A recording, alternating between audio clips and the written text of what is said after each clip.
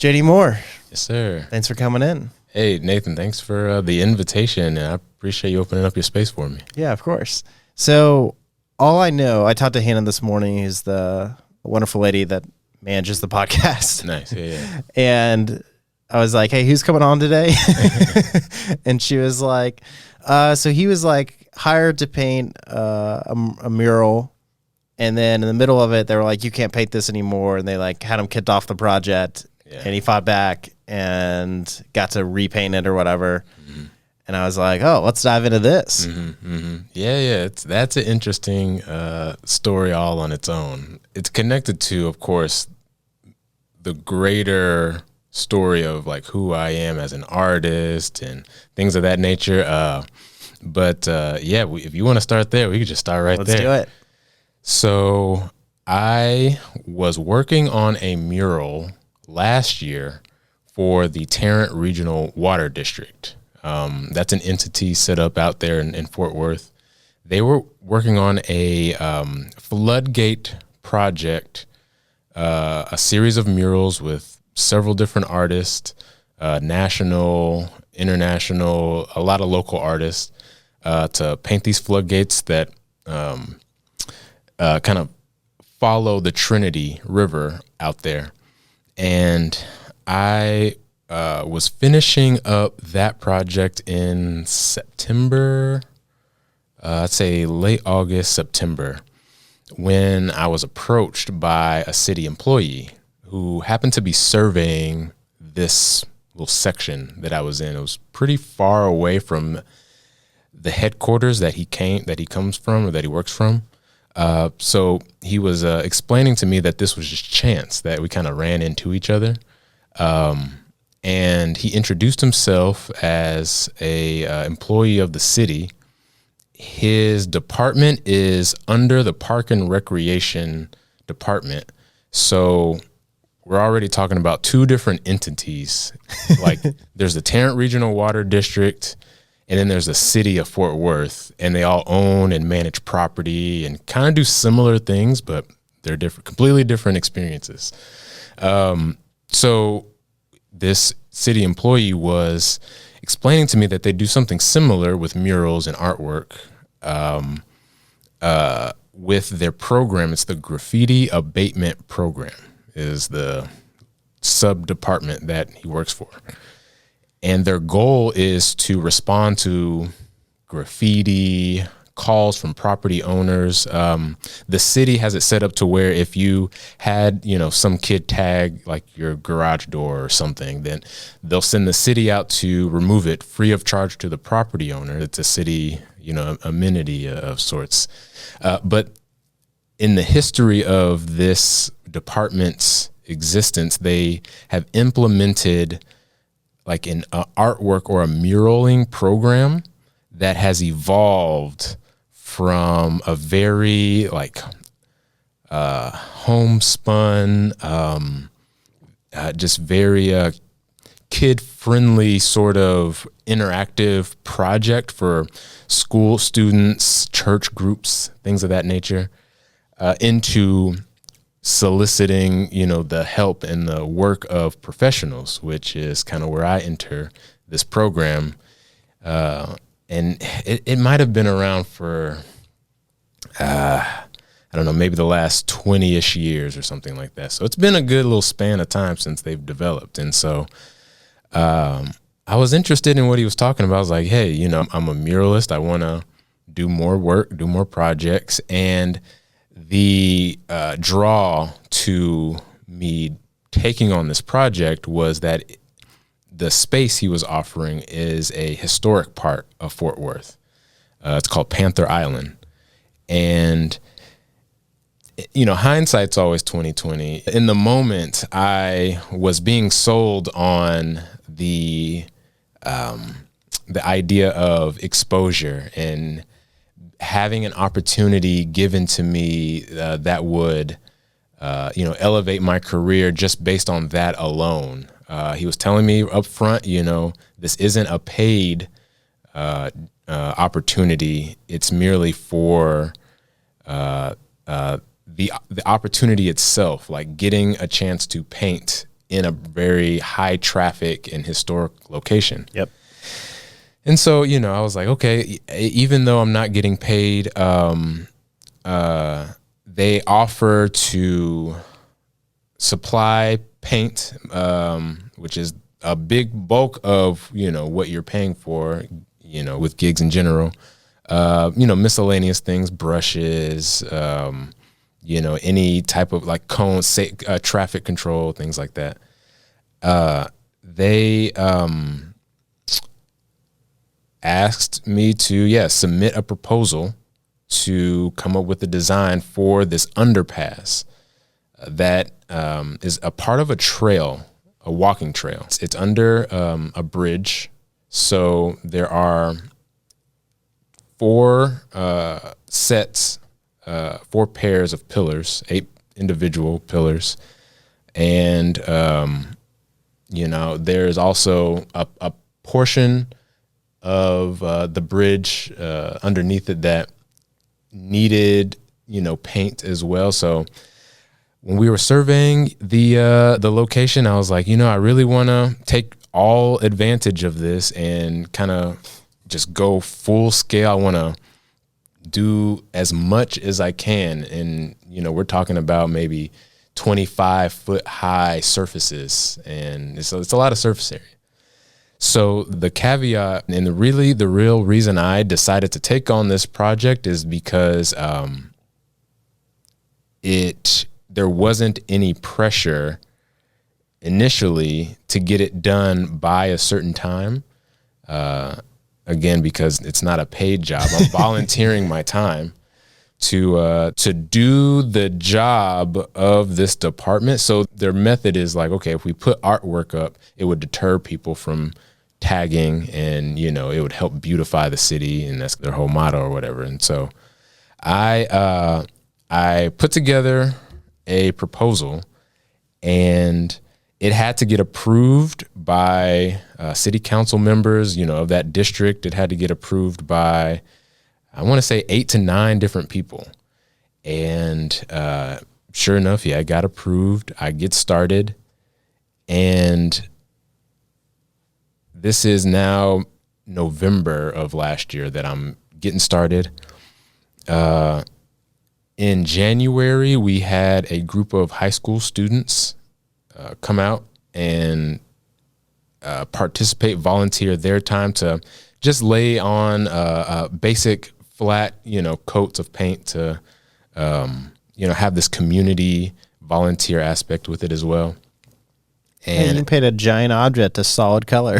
Yeah, you know, just something for them to get into and really feel like I'm putting, you know, into, even though the whole thing is, it's very a complex piece of work, but it was fun to have them out there. And I really looked at it as an opportunity to, you know, say that I, you know, donated, you know, even though it's not a charity, you know, it felt very charitable. You gave to your city. Man, yeah, and I learned a lot while I was down there. And so it took me maybe, so about 5 months in, about 5 months in, we're in April now, I get a message from a new hire at this department. And she's telling me that the superintendent is getting a little concerned that it's taking longer than projected. And I'm like, okay, so, you know, what are our options? What are we looking at doing? And she was like, well, we'll hire some contractors to come out with a lift to maybe help you. So that seemingly was a very good solution, because what I was working with was interior scaffolding that I had to set up and build every day, that I went out there, break it down. It was a very ineffective, dangerous method of doing this, but it's cost effective because, like I said, it's not profitable. I looked at it as me not losing money. I didn't want to rent a bunch of expensive stuff. I wasn't paying for the paint, but yeah, I'm not profiting off of it. But I said that, yeah, that sounds like a good idea.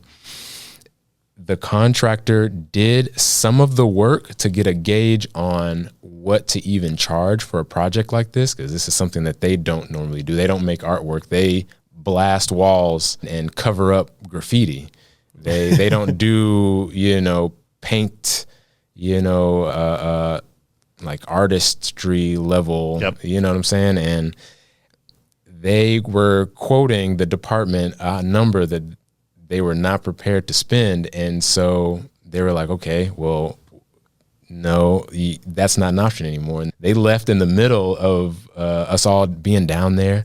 They were just like, nah, you're on your own again. And I was like, okay, well, I'll just keep working then. And so yeah, fast forward to maybe a couple days before I asked people for help, I got a call from the superintendent, and he said, man, yeah, this is taking too long. We're gonna just go a different direction to get it done quicker. And I was trying to understand what he meant by that. And I was like, so we need to, figure out how to get it done quicker because it's taking a while.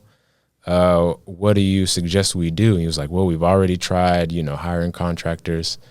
Like, well, you didn't really try. You got a quote and then shot down the quote. Yeah, they didn't really exhaust as many resources as they were, kind of leading on that they had. And so his solution was to take me off of the project and then just find someone else to do it. And I said, well, wouldn't it make more sense if we just found more people to help me finish? And he was like, no, you're done. You're off of the project. In so many words, he was like, it's nothing personal. It's just business. Like, well, it's not business. I'm doing it for free.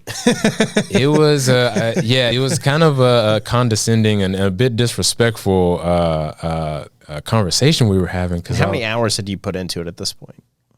Well over 200. I mean, I'd been down there every other week from December to April. I had about 3 friends help me on on the span of 5 days. My girlfriend would come down and help me maybe 40% of the time. So it was just me and sometimes her. And it was about 85% done when he wanted to pull the plug. And I didn't understand why he wanted to do that, because that wasn't a part of like the agreement that we had set up or anything like that. Well, I take that. I do understand. I'm telling you the surface level reasons. He was just like, it's taking too long. We want someone else to come in and finish it, and we don't want you to be a part of this project anymore. And then I was like, that doesn't make any sense. And he was just like saying, yo, you're talking in circles. Let's not make this about pride. Just say, thank you, Michael, and just be done with it. And I was like, You're like, why am I thinking you? yeah. I was like, y'all came to me and asked me to do this. And This is the most government employee thing ever. I was like, See, no dude who ran a real company would ever say that. it was so bizarre. I was I was like so confused, so taken aback. This isn't, a situation that no one's ever, like you said, done this sort of operating, before. But the last, I said, as I was like accepting what he was saying, because he wasn't trying to have a conversation to compromise. He was just telling me what it was. I said, okay, so you don't want me to come back down there. I said, if I do go back down there and I just keep working, because like I said, I don't have an expectation of getting paid. You're not telling me I'm not getting paid. I'm already doing it for free. I said, what happens if I go back down there? He was just like, well, we don't want to have to do this, but we'll just have to say you're trespassing. And I was like, okay, you say no more. And I was like, we'll just see what happens. And that's when I hung up the phone, and I made a video asking for people to not take the job that they were going to start asking artists for, which they started doing that same day. And I was asking for support, and I didn't know how much support I would get, but I was very overwhelmed with the response of artists and just people who supported art in general, you know, how they felt about this. And I knew I wasn't tripping. Like, this is bizarre. And people shared the same sentiment. And at first I told them to maybe call the office, and then they were directed to email this person specifically. And that's what they did. And I don't know what the count was on the emails that he received, but it was so many that they had to start sending out just automated responses. The assistant director of the Park and Recreation Board just started sending out automated responses and was like, okay, you know, we thank you for your concern, and you know, we're looking into this matter. JD, he'll be able to finish. It very much so just spread to a lot of different people that, you know, I was not expecting. A lot of government employees, a lot of council members, a lot of decision makers in the art world, and it really pointed out a lot of flaws in the government. Shocker. Out there, but just the way that people perceive art and artists in general, it was very eye-opening to people who weren't aware of it. But the people who were aware of it, they were like, well, okay, this is exhibit A of how thinking that art isn't a profession, or thinking that, you know, artists don't need to eat or be paid like everyone else, and that because it's seen as a fun thing, that it's not seen as, you know, something that is laborious and, you know, that is valued, you know, it definitely woke a lot of people up. And the result was that the decision was turned around, and essentially I am the person who can finish the mural that I started. You know, so that's so is that guy still there? He is. Did he ever apologize to you? Or? No, I haven't talked to him since he talked to me on the phone.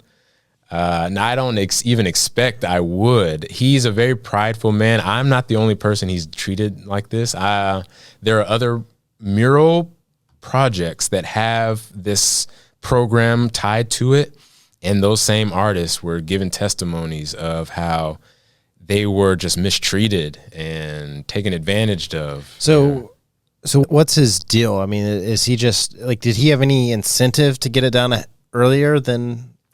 So if you ask me when we get started on the project, I'd say no, there was no incentive to get it done by a deadline. I made sure, like, is there a hard deadline? He's like, no, we'll revisit it, you know, if we come up on some roadblocks.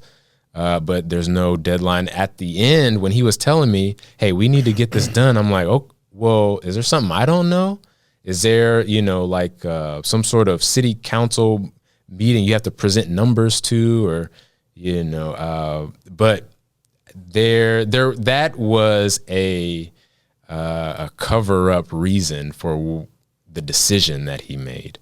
This whole issue of time and deadline. That was kind of he thought it would be a easy way to like skate past what his agenda was, because it was obviously taking a long time. But if you've ever seen it or been down there, it's a really big. Yeah. What's the address? How do you find it? It's Panther Island, that Panther Island Pavilion. That's the easiest way to find it. Okay. Yeah. The numbers, it has an address, but the Panther. Yeah. I mean, you tap that in Google and you're good, right? You're going to see a bridge on North Henderson Street, and the trail that runs right under there. Sweet. Yeah. Mm. And so you actually don't know his real reason for wanting it done. Oh no, I do. Well, so I know his reasoning for the bizarre decision that he made, which was to take me off of the project completely, and as a solution to get it done quicker. So I was explaining that there was a proposal and like a process that's had to go through. And so I had images, renderings of my design, pre-made, printed, you know, as organized as possible. They were actually using my proposal as an example for this next artist they were trying to like line up for their next project. And it was, so it was very obvious and very clear what I was doing for each of these pillars, my intent, my vision, the theme of this project is the seasons. I was using Norman Rockwell. You familiar with his work? So I'm a portrait artist, and I communicate through body language and through portraiture, through a lot of figures, and I interpret them in a realistic style. So part of my practice is to work from photo references. I'll take photos of real people, obviously, and use that in work. I'll place them in settings. And so the idea is to have this array of seasons that show people just doing seasonal things, just doing outdoorsy seasonal things. And so I have that set up in this packet. And the first order of business during our meeting to kind of discuss the logistics and just kind of have a meeting of this whole thing is that he looks at it and he says, there sure are a lot of African Americans here. He goes, let's fix this, and because this is going to be a problem. He was just like, we don't want people to think that the graffiti abatement program is racist or that we're picking sides. So instead of he points at one of my portraits and he goes, so this one, instead of them, being black, let's make them Chinese. Let's do that. And I was like, that's a really weird thing to just open a meeting with. And I said, I can't do that. I was like, because that's a real person. He was like, let's use the image, like the composition, everything. Let's just change the people and make them different. This is such a government employee. Only a government employee would do this. Yeah. And so looking back in hindsight, I realized that he has no art background and understanding to know it's the way things work. And he didn't ask why there were so many dark-skinned people. I'll circle back to that in a second. So he's looking at it, and I tell him I can't do that, and I was like, because that's a real person, and I just, that's not how it works. And he goes, well, if people are walking by and they, see all these black people, they might think that that our program is racist. And I was like, art is going to always summon critics. You can't control what people think. I was like, so he's like, we just want to address it. So at first I didn't realize or know if I was talking to him or if he was speaking for other people. And so, cause I tried not to get defensive or try to get anxious or anything like that. But I realized that essentially he had these feelings of being anti-black. And the thing that kind of solidified that for me was when he said, okay, well, we've addressed it, we'll leave everything as is. And he was like, well, and maybe, when the paint, it goes on, I know it goes on one color, like it goes on darker. And when it dries, maybe like, hopefully it'll dry lighter, like talking about their skin. He was like, hopefully it'll dry lighter. And so we won't have this problem. He was like, okay, so let's move on now. I was like, no, that's not how it works. And I said, have you seen what I've already done? And so the portrait or the mural that I was solicited doing from, it's a portrait of my sister who looks a lot like me, and it looks exactly how I intended it to look. And I said, yeah, have you seen what I've already done? Because what's on the paper, like, it's going to look like that. Like, it's not going to, their skin's not going to change. I was like, do you want to see what I've already done, like my other work? And he was like, no, I don't want to see it. I don't have to see it. He's like, you can show it to me if you want to. But no, I don't have to see it. And I was like, hey. See, there's a lot of things to unpack here, and there's a lot of things to say. I think the biggest thing that I would highlight and I would talk about, because I see it all the time, people often think what you do is easy, and I'm just too busy. Like, I don't do that kind of stuff. I don't know how to do that kind of stuff, but it's easy. So, like, all the time we have tons of great clients, but at the agency we have a couple terrible clients.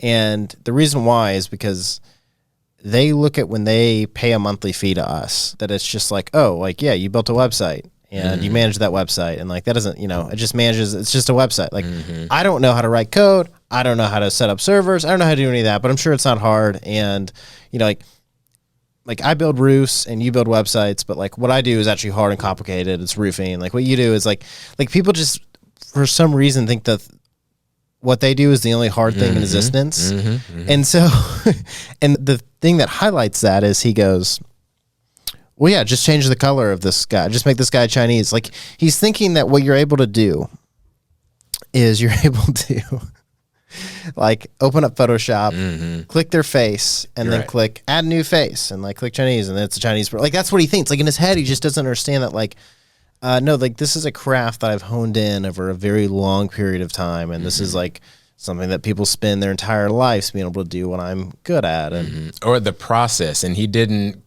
know or even care to know the process of how I got there. Yeah. Because they're saying art. Yeah. That's so funny. Maybe a little dry liner. It's like, it's just a comment. Take out race, take out everything. All it is a super unintelligent comment. It was, very unintelligent. Like, I mean, at the bare minimum, it's just like, this guy's really dumb. That's not how paint works. It doesn't do that. It does the opposite, actually. Yeah. And so, that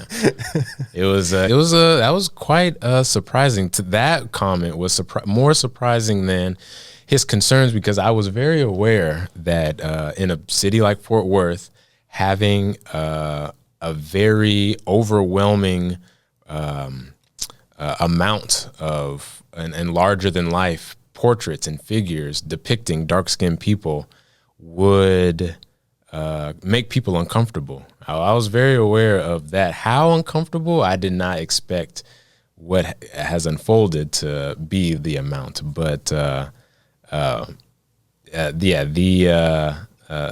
way in which he was approaching it was very passive aggressive, very condescending and unintelligent. I mean, I don't have to see your work. It's like, well, yeah, it's kind of important. Why wouldn't you? Like, if this is an investment you're making on your property, why wouldn't you want to vet someone? And I thought about it later as thinking of him walking with his eyes closed, and he ended up tripping. Like, he didn't know what he was getting. He didn't know who I was and what I've already done. And if you haven't looked at some of my other mural stuff, I just earlier in 2020, I painted a really big mural in front of Dallas City Hall that said Black Lives Matter. And if it's like, do you know who I am? You see what I'm saying? And he's like, this is too black art. This art's too black. And I was like, I mean, these are, and so the art itself, I'll explain, is a piece about people primarily. The issue that I had with him making those comments about there being too many African Americans was that, like I said, there are 8 pillars total. Only 5 of those 8 had very obvious dark-skinned people, and the other were a lot more ambiguous intentionally, so that there are so many other groups of people that need to be represented. If you see a more ambiguous figure, you can attach yourself to, someone, and there are various shades of people.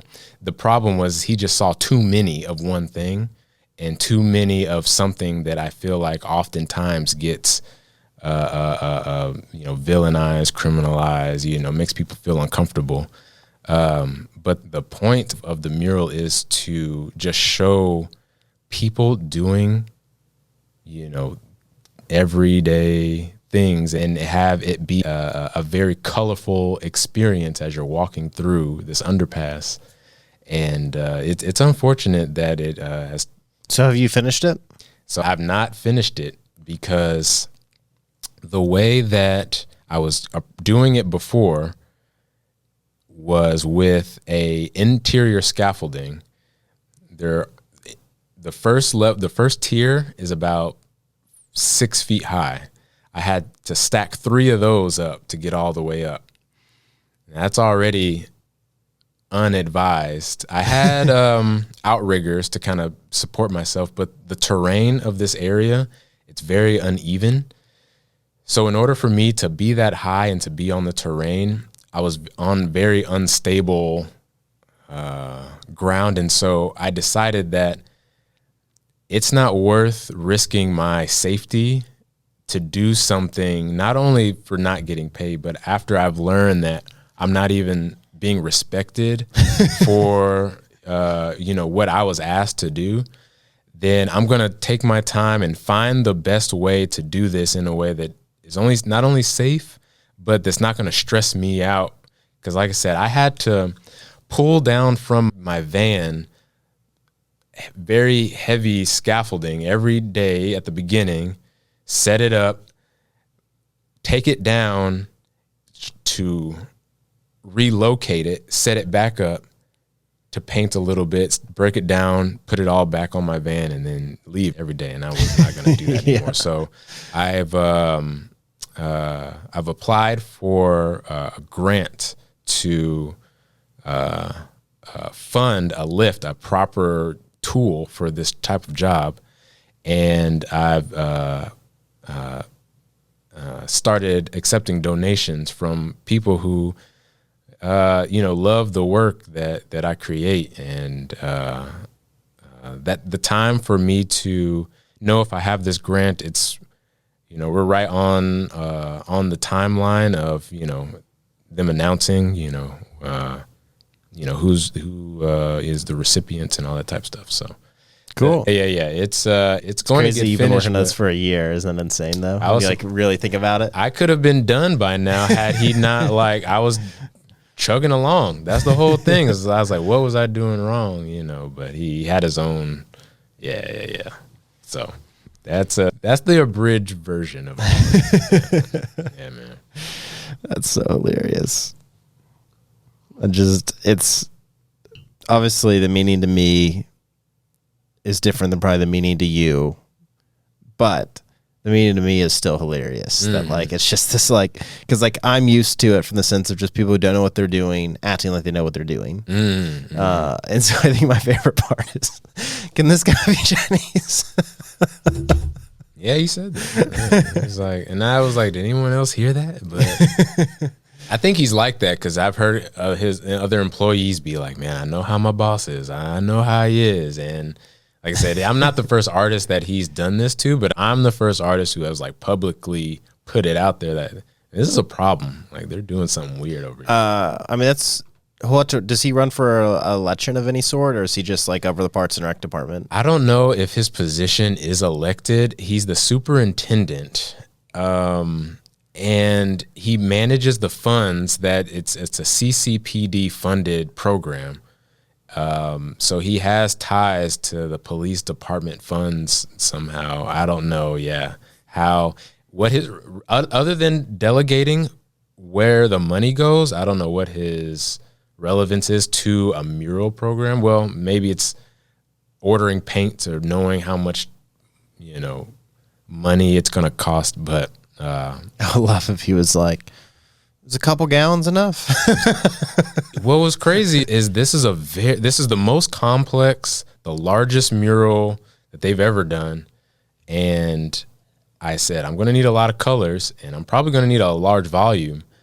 I submitted an order for maybe 18, 19 separate colors, 5-gallon drums per color.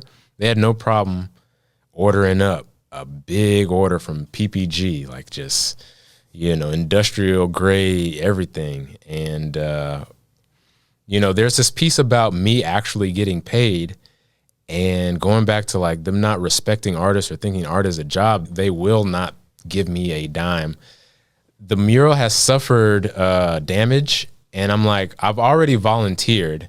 I have to repaint stuff that weather has degraded because it's been at a standstill. They haven't done any sealing of the murals. I haven't worked on it any. So I was like, I'm not going to re-volunteer my time. I need to get paid. They're like, no, we're not going to pay you. We're actually going to hire contractors to do it instead. And I'm just like, yeah, that's so strange, man, that they want to just hire somebody, like instead of just hiring you to fix it, they want to hire. They're going to hire contractors. And what's the reason behind that? And I wanted to get a direct statement for why aren't you paying me, but you're giving money. I understand if you didn't have the funds, yeah, you just don't want me to get paid. Yeah. And I think it is just a continuation of the mindset of your art is a charity. It's something you do on the side. It's a side hustle. This is a hobby. This is, you're not a professional. Because you get to do something fun, and I have to sit in a desk and push paper and push pens and all day. And so it's just I can't speak for them why. I believe that it's just they don't respect what I'm doing and they want to. I think you should keep hammering that. I think you should keep hammering saying, hey, it doesn't make sense that you're going to pay these, like pay me the same amount you would pay them. Like I'll do it for the same price as them. It doesn't make, because those contractors aren't artists. I'm going to have to fix because no one has the passion for, I get that. I'm just saying, but just keep hammering to them that you got to be the one to fix it. I've had meetings with the director of the Park and Rec department, and they're not budging. It's just like Can they give you they had to be able to give you an exact answer of why they hire a contractor to fit something that you did instead of hiring you and paying you the same thing they'd pay a contractor. You should at least have ability to get paid what they're going to pay the contractor. You would expect that there would be something sensible, something that, okay, I get it. I haven't gotten that. It's a lot of, talking in circles and saying, well, you've already started, you've already signed that you would donate. And so it wouldn't make sense to go back on, making addendums to the agreement. And there's no contract because you're not getting paid. It's just an agreement. I signed waivers and things like that. And it's we're already here. Why, it's. All right, so this is how you're going to answer that. You're going to say, look, I'm finishing the project just as the agreement states. I'm not changing or going back on the agreement, so stop saying that. Mm-hmm. In the process of this, it got damaged, and you're going to hire another company to damage it. And because I've put my life and soul and 400 hours into this, I want to be the one to fix it. I'm not asking for a ton of money. I'm asking to pay me what you're going to pay them. And because they're government contractors, I'm guessing they're going to get way more than I was even going to ask to fix it. And, I would need a lawyer to do that, because they have mentioned their law department about the issue of me getting why won't you supply me a lift? Can the resources you provide be that? I have to go find my own funding source for that. And if there's someone that has legal counsel about and to take on a city government, their law department, that is someone to look at that paperwork and say, yeah, like you just said, it doesn't make sense to. Yeah, it's not a legal thing. You're never going to win this legally. They're covered legally. Mm-hmm. So it's just about you getting the right press, like you did the first time around. And so it's all about how you position the story. Yeah. So you need to position it as first you need to finish it, and then when you finish it, you need to position it as, hey guys, there's some things that got damaged because of how long this taken. It hasn't been sealed yet. Mm-hmm. And they want to hire contractors that aren't artists to fix it instead of just hiring me to fix it. And I have said that I will charge exactly whatever they pay the contractors. I've thought about, like doing what you said, finishing it and then filing a lien on it and being and using that as my leverage. That's something I wasn't even prepared, to take on. I'm not saying that I won't. I need to know, exactly in what way to It's all about how you approach things. Exactly. You don't want to approach this legally. Whatever you do, not approach this legally. Okay. Yeah. The thing is, it's just getting the right people and getting clear statements. So it's saying, I need to understand that after I finish this, why you're going to hire a group that doesn't know what they're doing and pay them the same amount you pay me, who does know what he's doing, to do this. Right. Yeah. And then get that answer written. Yeah. You can get a written answer to that. That's what you want to force. Okay. It's the government. So they're legally required, because they work for you, you pay taxes. They're legally required to give you a written answer. And so if they won't, you can just get enough press until they eventually release a statement. Just like you did the first time around to get back on the project. That's that's something I'll take straight up, to the director and to this person I'm working with now, to say, hey, this is what they said. And I would be very surprised if they give an answer other than, yeah, that does make sense. We should be paying you.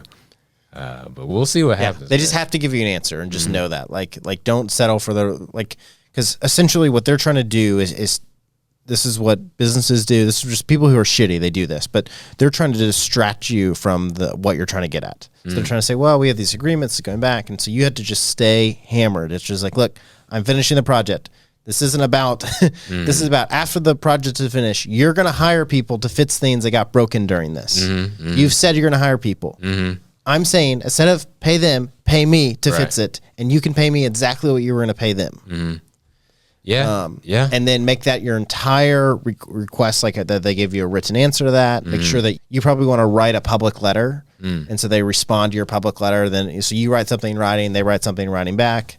And then you just get the community support around it. And I think that you already have the community support. Exactly. I think that would be, the easier pieces, because like you said, the community is behind not only this project, but behind, me as an artist, but behind the principle of artist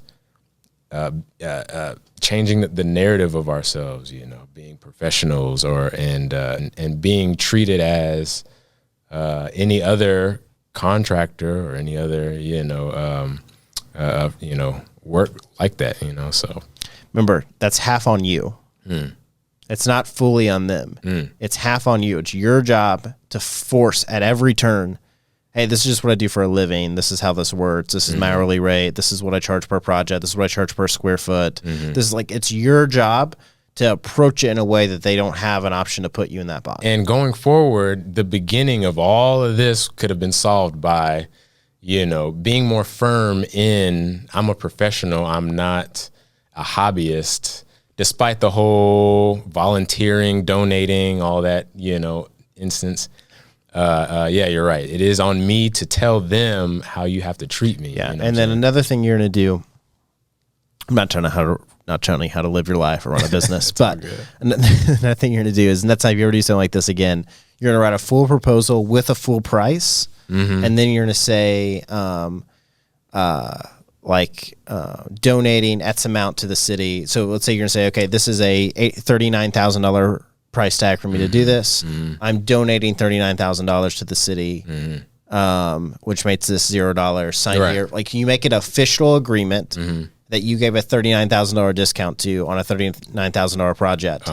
And that way, if there's ever a rehiring or whatever, you can base it off your rate that you did the proposal off of. Yeah. You're actually the second person to tell me that I need to invoice at an amount discounted for that, so that there is a paper trail of value. Yeah. And if there are any circling back around about what those sections were that had to be fixed and what the contractors got paid, this and that, there can be receipts for all that. Yeah, no, that's good advice. And we're still communicating, the city and I, so that door is still there for me to just really push, why give money? Why are you avoiding? That's not the way to look at it. Yeah. If the saying you say avoiding, you're pointing fingers. You never want to point fingers. You just want to go directly to what the problem is. The problem is this is broken, and you're going to hire another group to fix it that isn't as experienced as me, and Fort Worth deserves better. Keep the narrative on point. Gotcha. Yeah.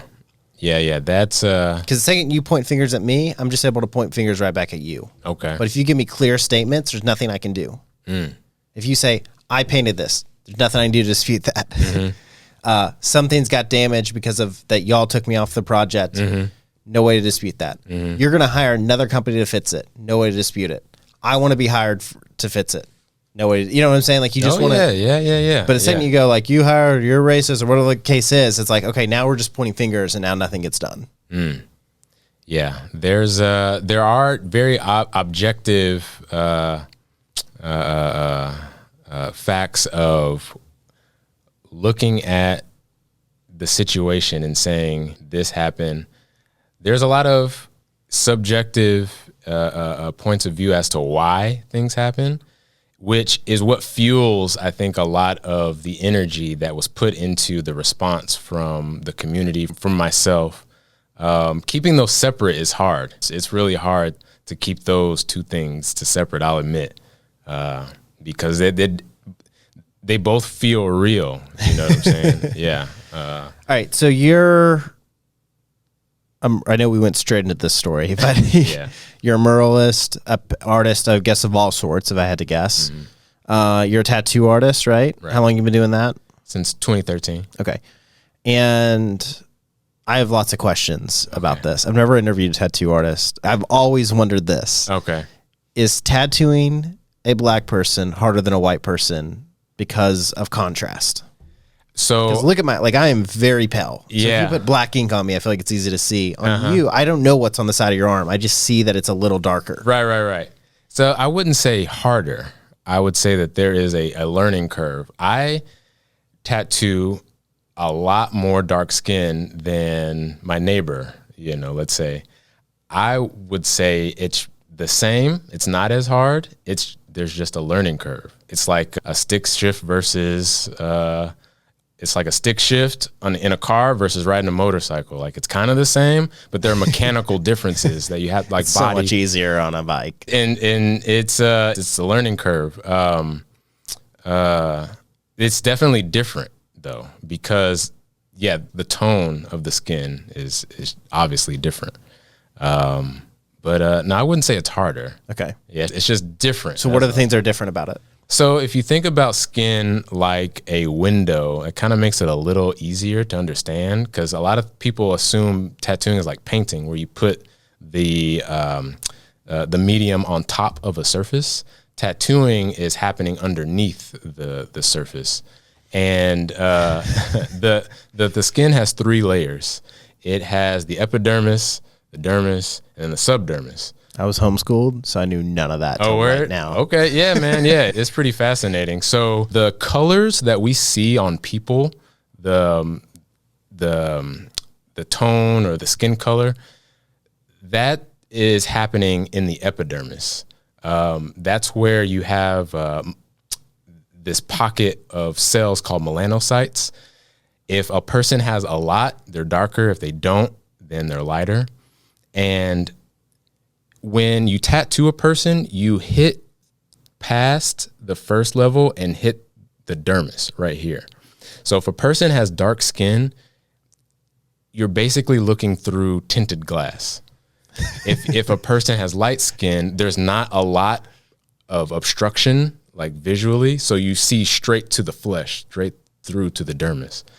And so that's the biggest difference, is understanding that you have to compensate for just that scale of tone that you're starting with in that first little layer right there. Got it. Okay, so I've always wondered why there isn't like tattoos that last like a year or 2 years. Like there isn't ink that just like gradually fades over a couple years. That there isn't. Oh, okay. Yeah. Okay. Because it would make sense. Like for me, this is not talking shit to anybody, but for me, I consider myself a creative person. And most really creative people I know change their mind a lot. Sure. So putting something on their body for life, like I know like people that think they're creative, so they get tattoos, like cover their body in. I'm like, yeah, well, now like what happens if you change your mind, you want something else, and your body's already covered? Like, again, I'm sure there's a reason. I can interview them, whatever. But so I would love if I could get like a tattoo that in 2 years would be completely gone, and I could be like, cool, I'll get something else. Like I want like a tattoo that's more like a whiteboard. Yeah, I feel you. And there's actually places on your body where that's more likely to happen as opposed to other parts of your body. So tattoos, they do age, they fade, the aging process, it looks like it's blurring and it's getting lighter and lighter over time. So it's doing that a little bit. It is going away, just not enough for it to be But gone. is there any ink though that has come out that is like doesn't last as long or isn't as like fades over time? No, more than usual. I don't know what that would be. Like what type of material or chemical that you'd have to put together for that to happen. Because once you put anything in that layer of skin I was talking about, then it's there. And the body kind of takes over from that sense. So there's not like something you can get that looks like a real tattoo, and that you go through that experience that would fade. So how did you practice? Do you only practice on humans? Are you able to practice tattooing on things? I tattooed oranges. Okay. When I was starting, and you can tattoo some pretty complex things on an orange peel. The like old school thing to do is a pigskin. I never did that. My boss said that it would just stink up the shop, getting pigskin but now they have rubber pads. There's companies that make faux body parts of silicone, arms, heads, feet. But there's nothing like skin. You do have to practice on skin. And when I started right out of high school, and in high school, I drew a lot. And so I was already known as the art kid. So as soon as you tell a bunch of 18 and 19-year-olds, hey, I'm doing free tattoos, I had no shortage of practice. So it worked itself out that way. Now, I don't know how it works. So it's like you have a gun of some sort with a needle in it that's hooked up to paint, and you're going like poking holes. That's the layman's way of looking at it. So we call them machines. We don't like when people call them guns. That's like I don't know where that came from, but because they're very complex pieces of machinery, especially the traditional one, the loud buzzing ones, the coils. It's very fascinating how that all works. And then it's not paint; it's pigment. Now some of it is synthesized, but it's honestly elements of earth mixed in, just suspended in water. So cobalt, you'll get blue. Iron, you'll get red. Carbon, you'll get black. And then you mix them up and get different colors, of course. But it's the practice is very similar to the ancient way of doing this, because it's been around obviously since humans have figured out how to do it. It's just been more modernized with electricity.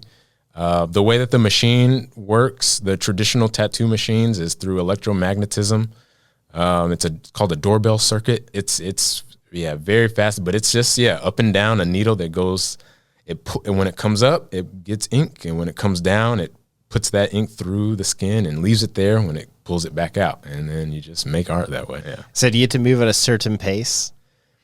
A lot of artists work all types of ways. They can range from moving the machine as slow as maybe, let's say 60, let's call them beats, 60 beats per minute to 10,000. And then a person's hand speed, everyone works differently. So it's very personalized. So not only is the art from tattooer to tattooer specific, but the way they apply it, how they hold everything, how they, the order of operations, it's all, it follows a method, a general umbrella, but you'll get so many different variations of how that works. And a lot of it's regional, it's almost like accents, like speaking one language in a lot of different accents. Yeah. So crazy. Yeah, man, it's fascinating, man. They have ink that glows in the dark, right? They do, and so I wouldn't call that ink, and it's not a pigment; it's a chemical.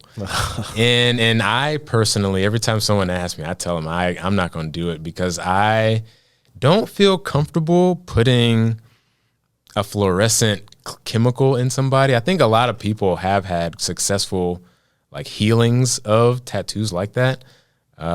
But in the span of the history of tattooing, it's so new that I really don't. Now, do you know how tattoo removal works? A bit. And that is something that has to be learned the same way a tattooer has to learn how to tattoo. Because I know how to tattoo doesn't mean I know how to take them off. Yeah. And so a person has to be skilled at removal. It's the most common way is lasers, right?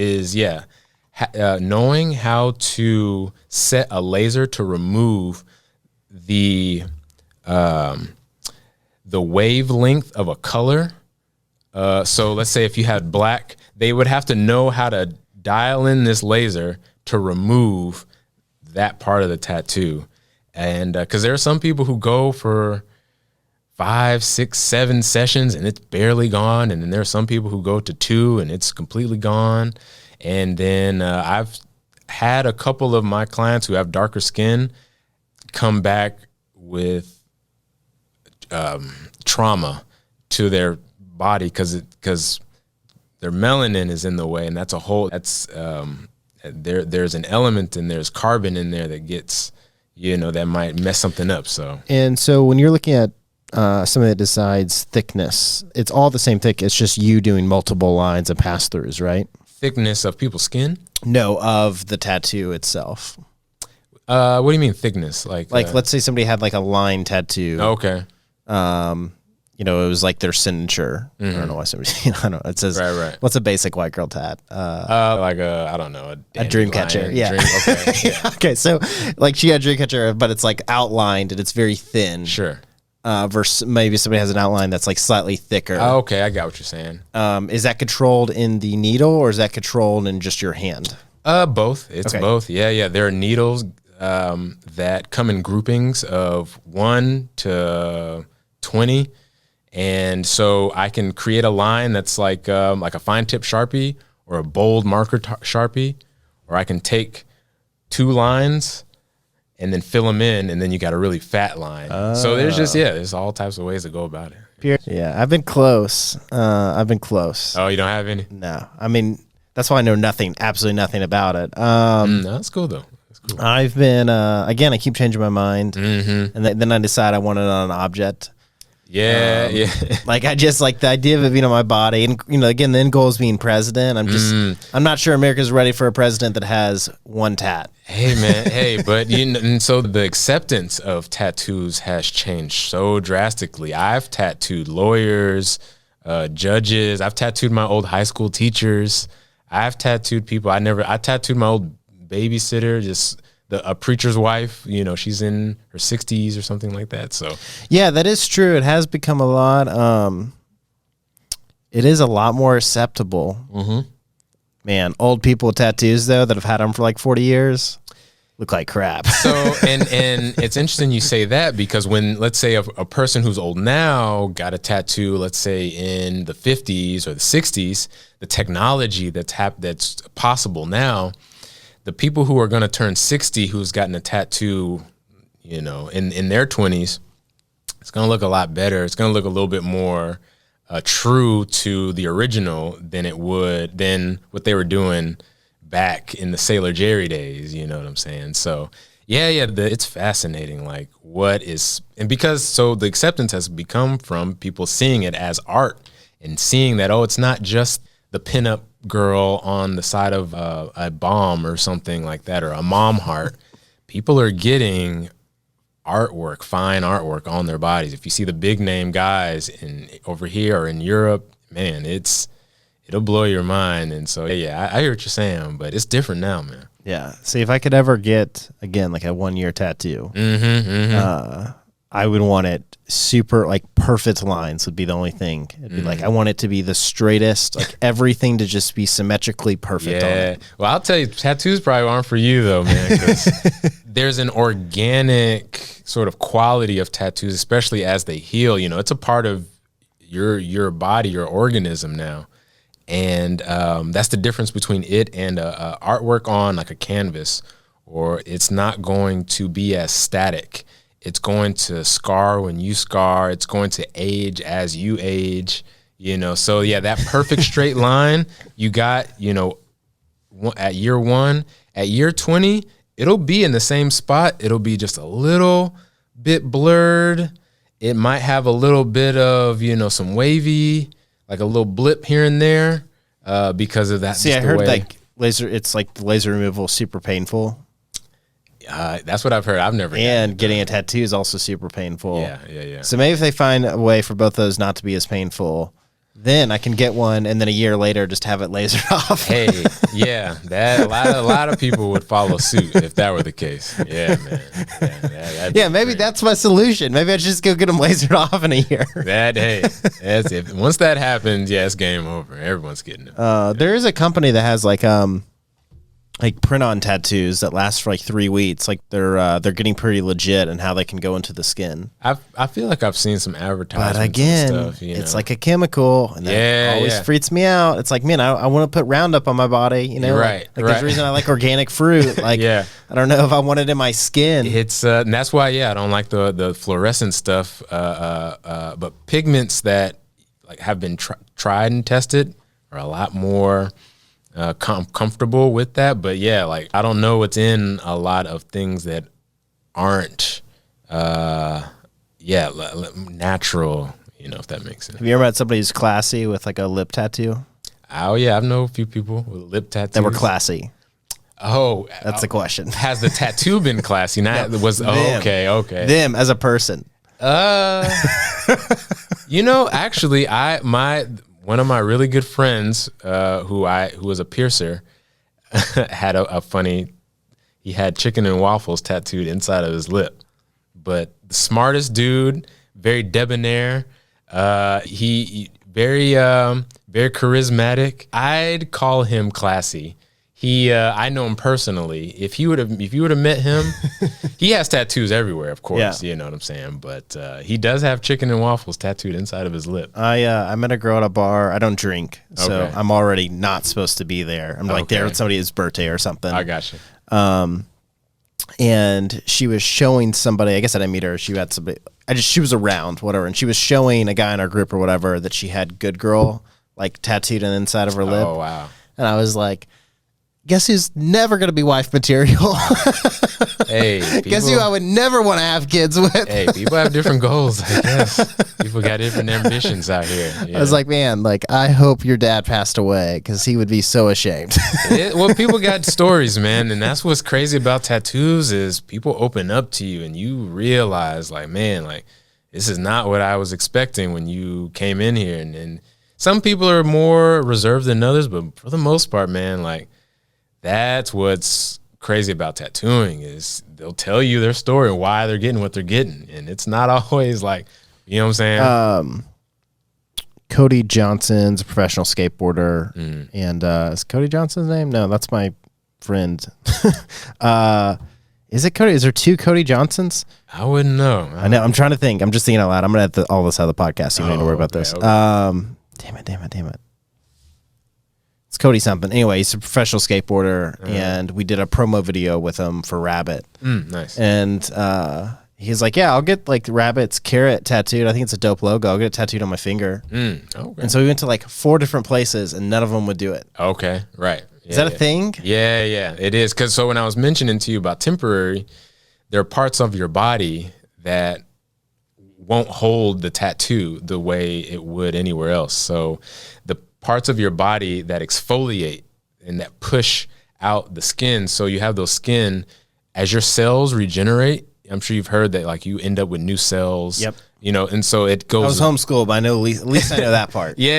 And it goes up. It works its way out. And so on the parts of your body that have this type of texture, so the bottoms of your feet, the palms of your hands are the biggest, are the fastest rate of exfoliation.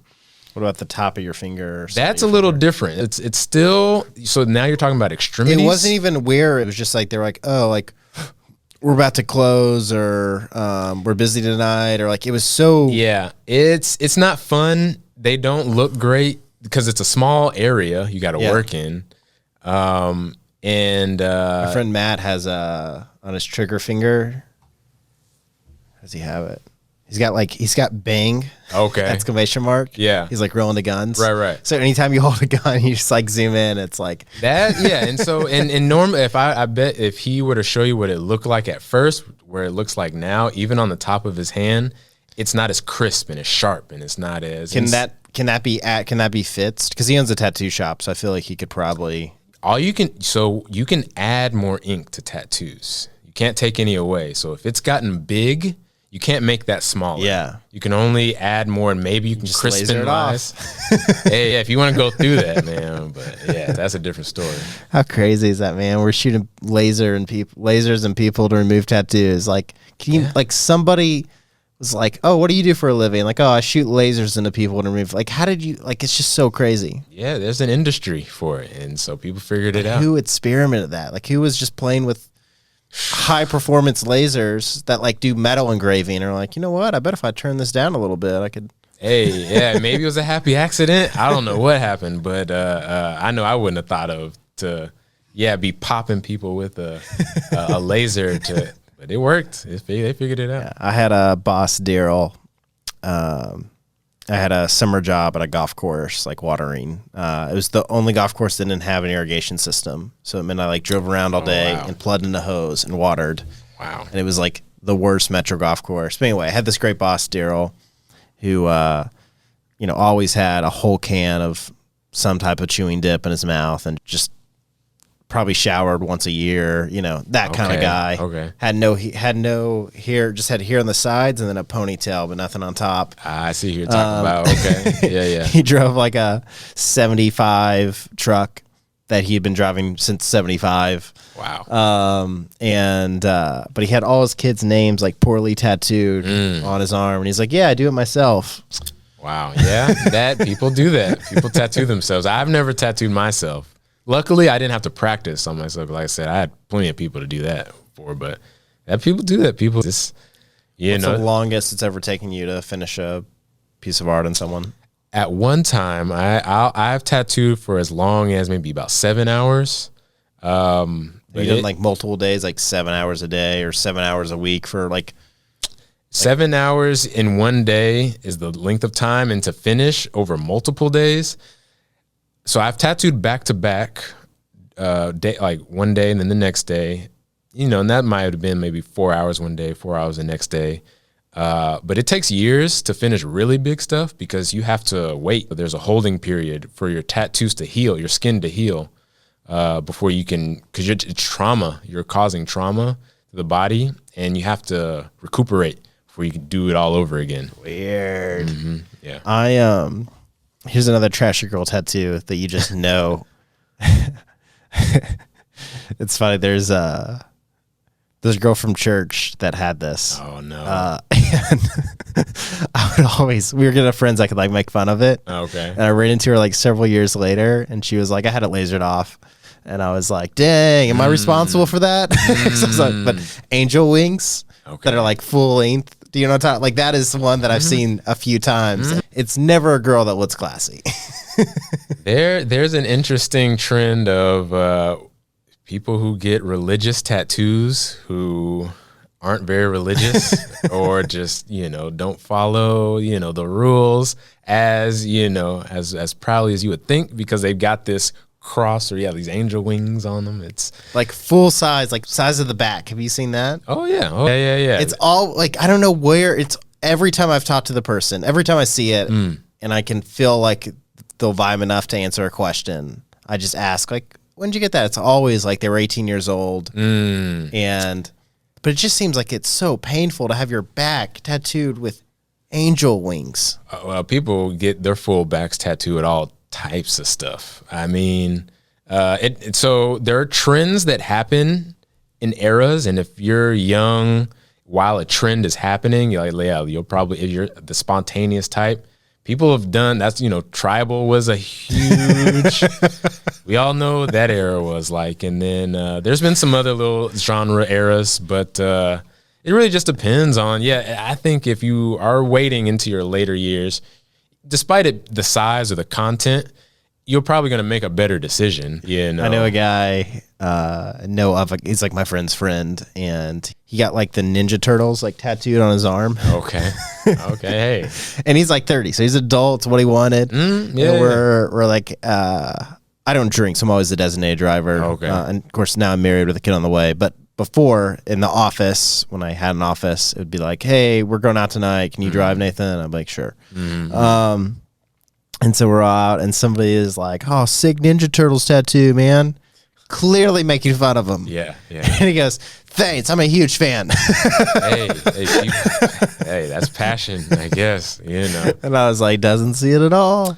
Well, and people ask me all the time, like, what's the weirdest thing, or what's like, what the craziest thing? And I mean, I have stories of interesting people, but if a tattoo, like if something's not for me, I never look at a thing, because I have my own personal taste, but people are just into different stuff. Yeah, but you also have to make a living. It's like one of those things of like, oh, you want this? Not my thing, but like, I'll let you pay me money. Oh yeah, I mean, that's what we call that. You make art or you make money, So we all love to do both at the same time, but it don't always work out that way.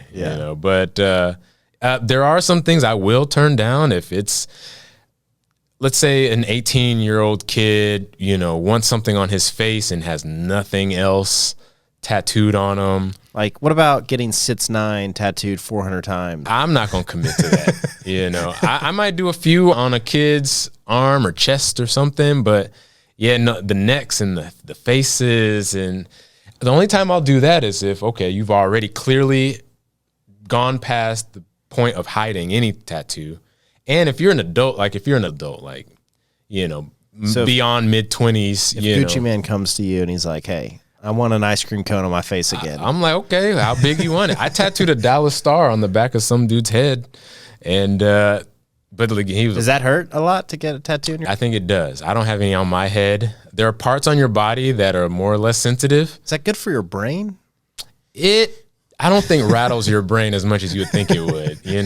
There's obviously vibration, but it's not that crazy. It's not that crazy. Yeah. So they see, it's just, if I ever did, I mean, my goal is I'd always put one on my wrist, but people say that's really painful.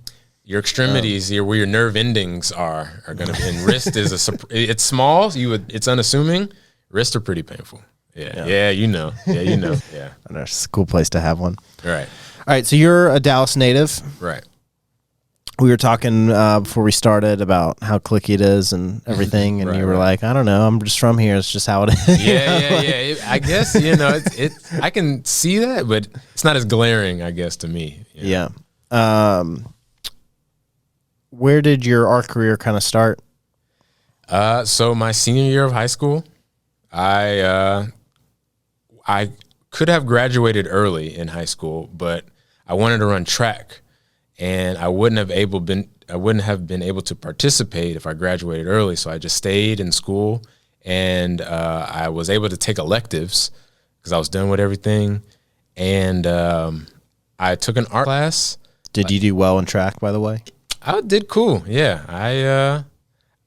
So summer track, we made it to state.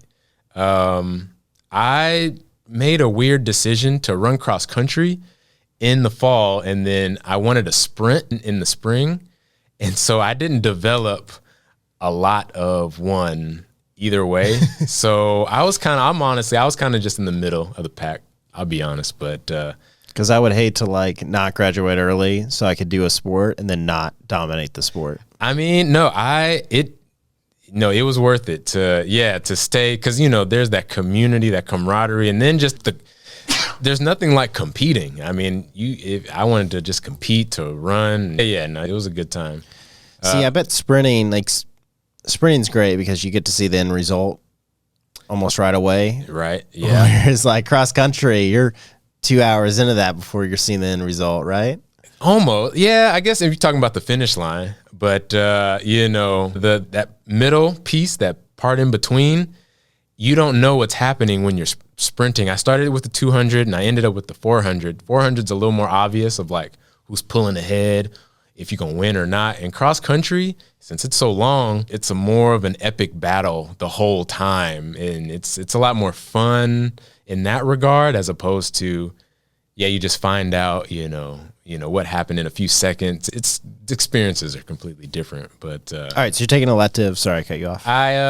So I did that, and I started with a regular art class, and I excelled a good amount. So I was put into an AP art class, and I was able to start competing in state competitions. And that's when I started going to art museums. We started traveling to like cities like Houston and Austin to see, you know, a lot of art that was outside of Dallas. So I grew up in the suburbs east of Dallas. I graduated from Rowlett High School. And we have a pretty cool art program. It's not a magnet or anything like that. We just have a really good program. And from there, I got a scholarship from the Goss Michael Foundation. That's a foundation set up here.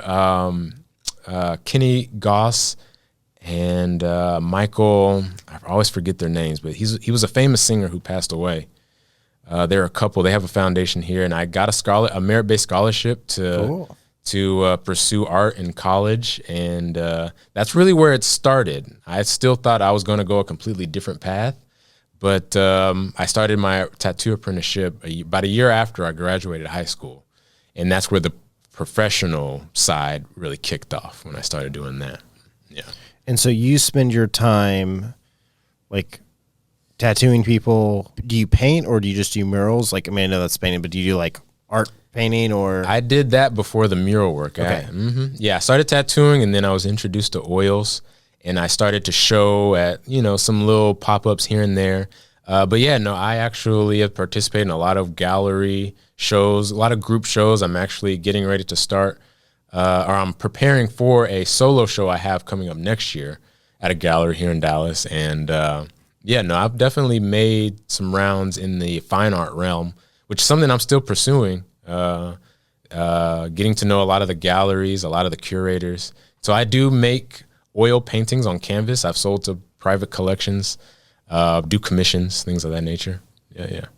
And so is that what you're spending? Like, when you wake up in the morning, what are you doing in the morning? Like what are you doing every day? Are you always producing art or? Every day. I'm always producing art. The bulk of it is tattooing. Okay. Because of the nature of what I tattoo. I don't do like the pick 'em and stick 'em.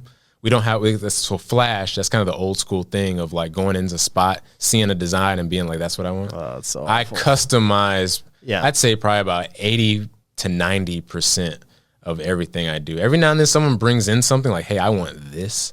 But most of the time people are asking me to create. And so I have to draw 4 tattoos.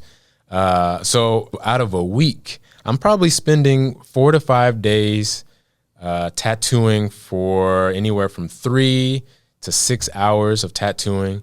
Anytime outside of that, I'm on either my iPad drafting designs for murals or paintings or tattoos, or I'm producing actual paintings. And then the murals are a little bit more few and far between. So it's tattooing, then painting, and then muraling as far as frequency goes. Got it. Mm-hmm. What do you charge? Like, how do you charge for these things? Mm-hmm. Is it by project? Is it by hour? So tattooing is primarily by hour, especially for the complex stuff. I charge $150 an hour. And then if it's something that can get done relatively quickly, then I'll charge by the piece, which is based on the size, the complexity, and then the placement on the body. That's just how you kind of find an average for what something will cost. And then for paintings, that's something that's a little bit more subjective as far as how quick someone needs something by, you know, how intricate is it? If it's something that is from my own wheelhouse or something that is from a personal project that has its own set value. I've sold things that have its own set value from galleries as opposed to someone asking me to paint a picture of their daughter or something like that. And then murals are by square footage. So I'm anywhere from $10 to $25 per square foot, depending on complexity, surface, you know, who's asking to do it, you know, all those things. So they're all separate businesses, but all kind of, you know, are honed around. Yeah, you're an artist. You know what I'm saying? And yeah, you make a living, and that's cool. Yeah, man. Yeah, it works out. And it's also just the beginning. Like, you've only been doing this for... Yeah, I mean, I'm a little bit more seasoned in the tattooing, but in the grand scheme of things, I'm still early in my career. How many years into it are you, though? 8. Yeah. Like, and so that's what always excites me most about like business and everything else. Like I can be really hard on myself on where we're at as companies, but then I realize like, hey man, like I got a lot of time. Well, hopefully I can die tomorrow. You know, I mean, these Dallas interstates are insane. But good luck out here. Yeah, good luck. Yeah, man. You gotta be alert. You slip up and check the text. It's funny. I love Gus's fried chicken. Okay. You been there? I actually don't eat meat, so Well, so be it. Sorry to hear that. Sorry for your loss. No, it's fine. It's all good, man. I didn't know your life sucked. I'm kidding. I'm a huge meat eater. It's all good. And anyway, there's 2 Gus's fried chicken, one in Deep Ellum and one in Fort Worth. Okay. And yeah. Deep Ellum is always a nightmare, so I actually just drive to the Fort Worth one. Wow. And that's how I've figured out the $20 tollway. That tollway, man. I'm sure I'd recognize it if you told me the name of it. But I just take Interstate 30. It connects all the way through. So Yeah, and it's all once you get out of the city, it's all good. Like once you get towards, you take 30 to get towards Texarkana, right?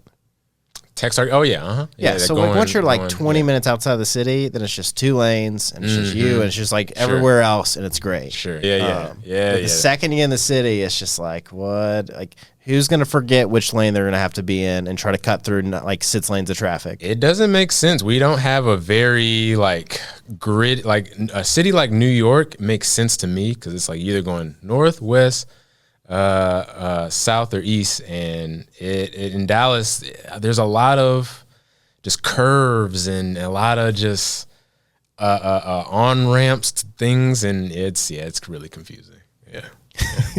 But you get used to it after a while if you do it enough, so maybe. I've been here since September. I don't think I'm getting any better. Oh yeah, no, you're gonna need a little bit longer than that. So All right, so you have a life as an artist. What did your significant other do? She's a creative as well. I met her in the tattoo shop. I gave her a tattoo, and we started talking about creating together. And so her form of creativity is in the form of like photography, but more so writing. She is a poet. She likes to develop stories, so she's a creative writer in the sense of like screenwriting, doing things like that. And that's how we connect. We collaborate a lot on a lot of different projects. She helps me make paintings, and then I help her make like short films, things of that nature. So it's all very visual, but there are a few different distinct mediums that we work in.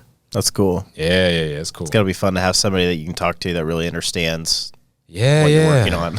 And it's not like we're always talking shop or that's the only thing, but it is nice to be able to have someone speak that language, Yeah, it's pretty cool. What do you do outside of, like, what do you do besides art? Do you have any other hobbies or things you do or things you're into?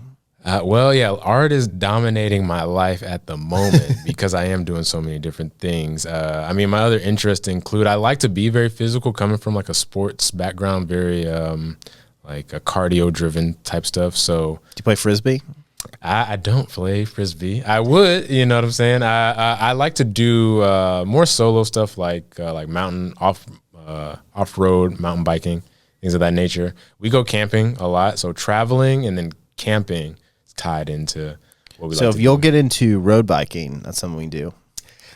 Man, I don't know. It's not as exciting. You know what I'm saying? Getting out there on I had a bad wreck mountain biking, so I'm a little scared of it now. Yeah, I understand. And I honestly, I need to be more cautious because I can't mess these up. But yeah, I'm just trying to find something to play Frisbee with. That's why. I don't frequent the Frisbee field, but my wife playing Frisbee is like, it's like maybe from 8 feet away, and it's just I mean, I I never excelled I never played football, but I love getting out there. You know what I'm saying? So are there any Dallas adult sports leagues that you're a part of or you know of?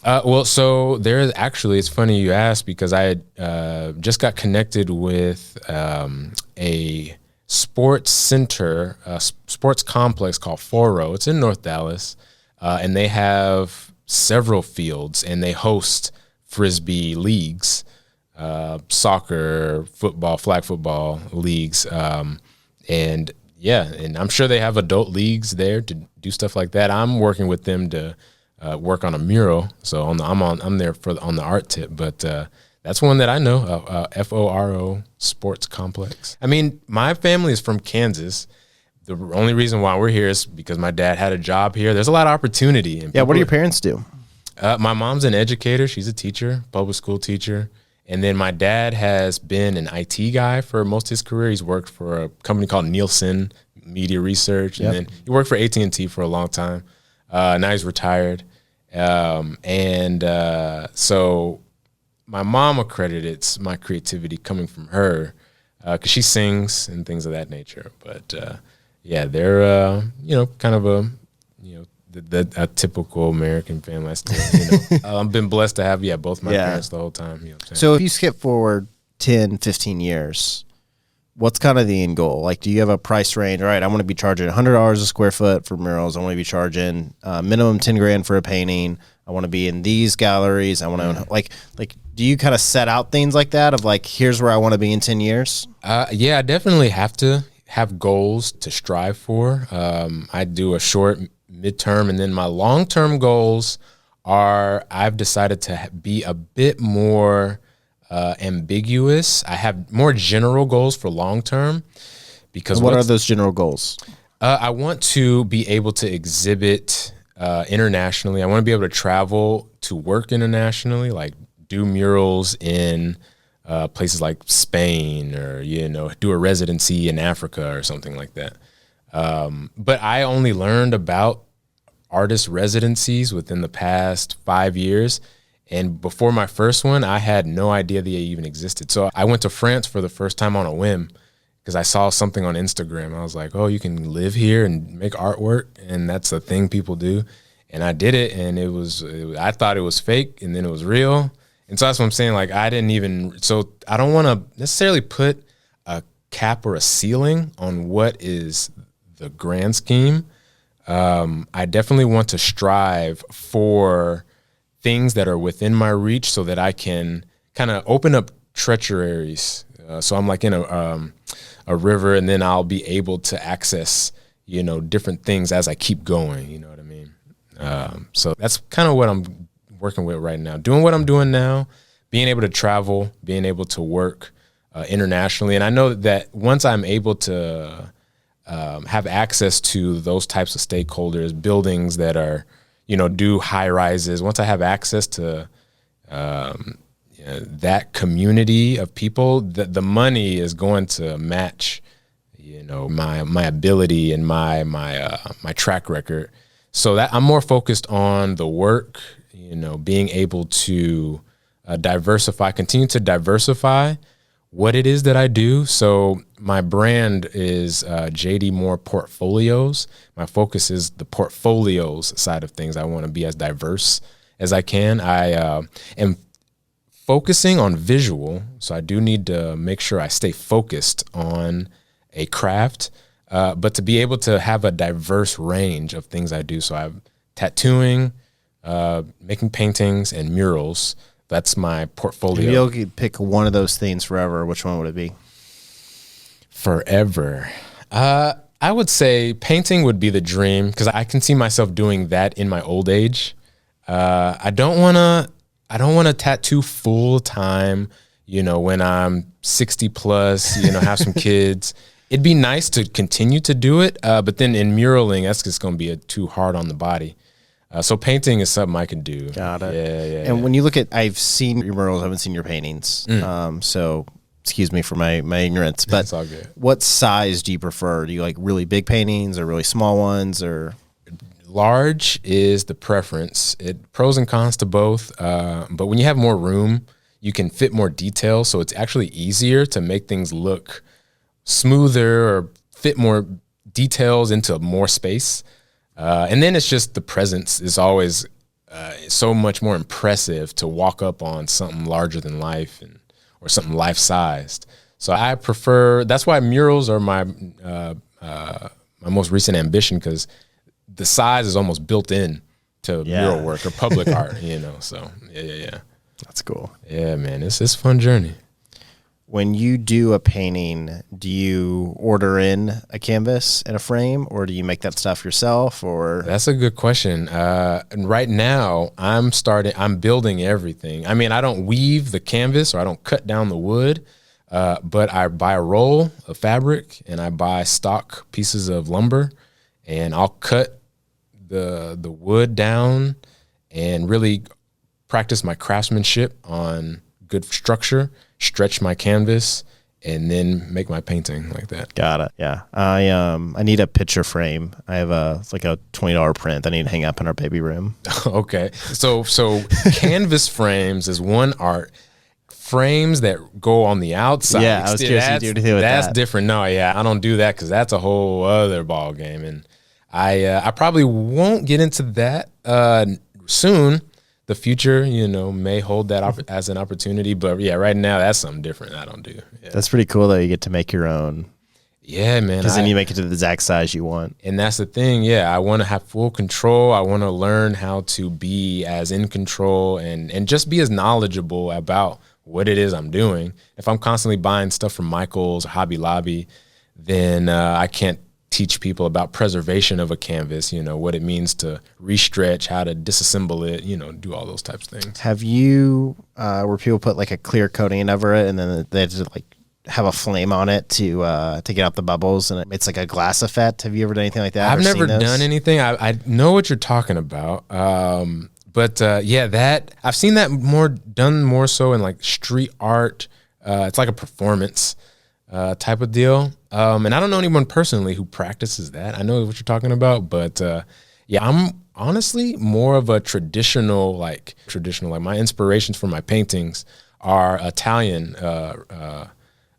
in nature, and I went there for my second residency to study like the old masters, and then I learned how to fresco paint. And so I'm very much a purist, maybe, if that's the definition you give it. But I love just straight up, painting, varnish, using just opaque, those real opaque oils. Yeah, that's what I'm into. That's so cool, man. Yeah, it's a lot out there.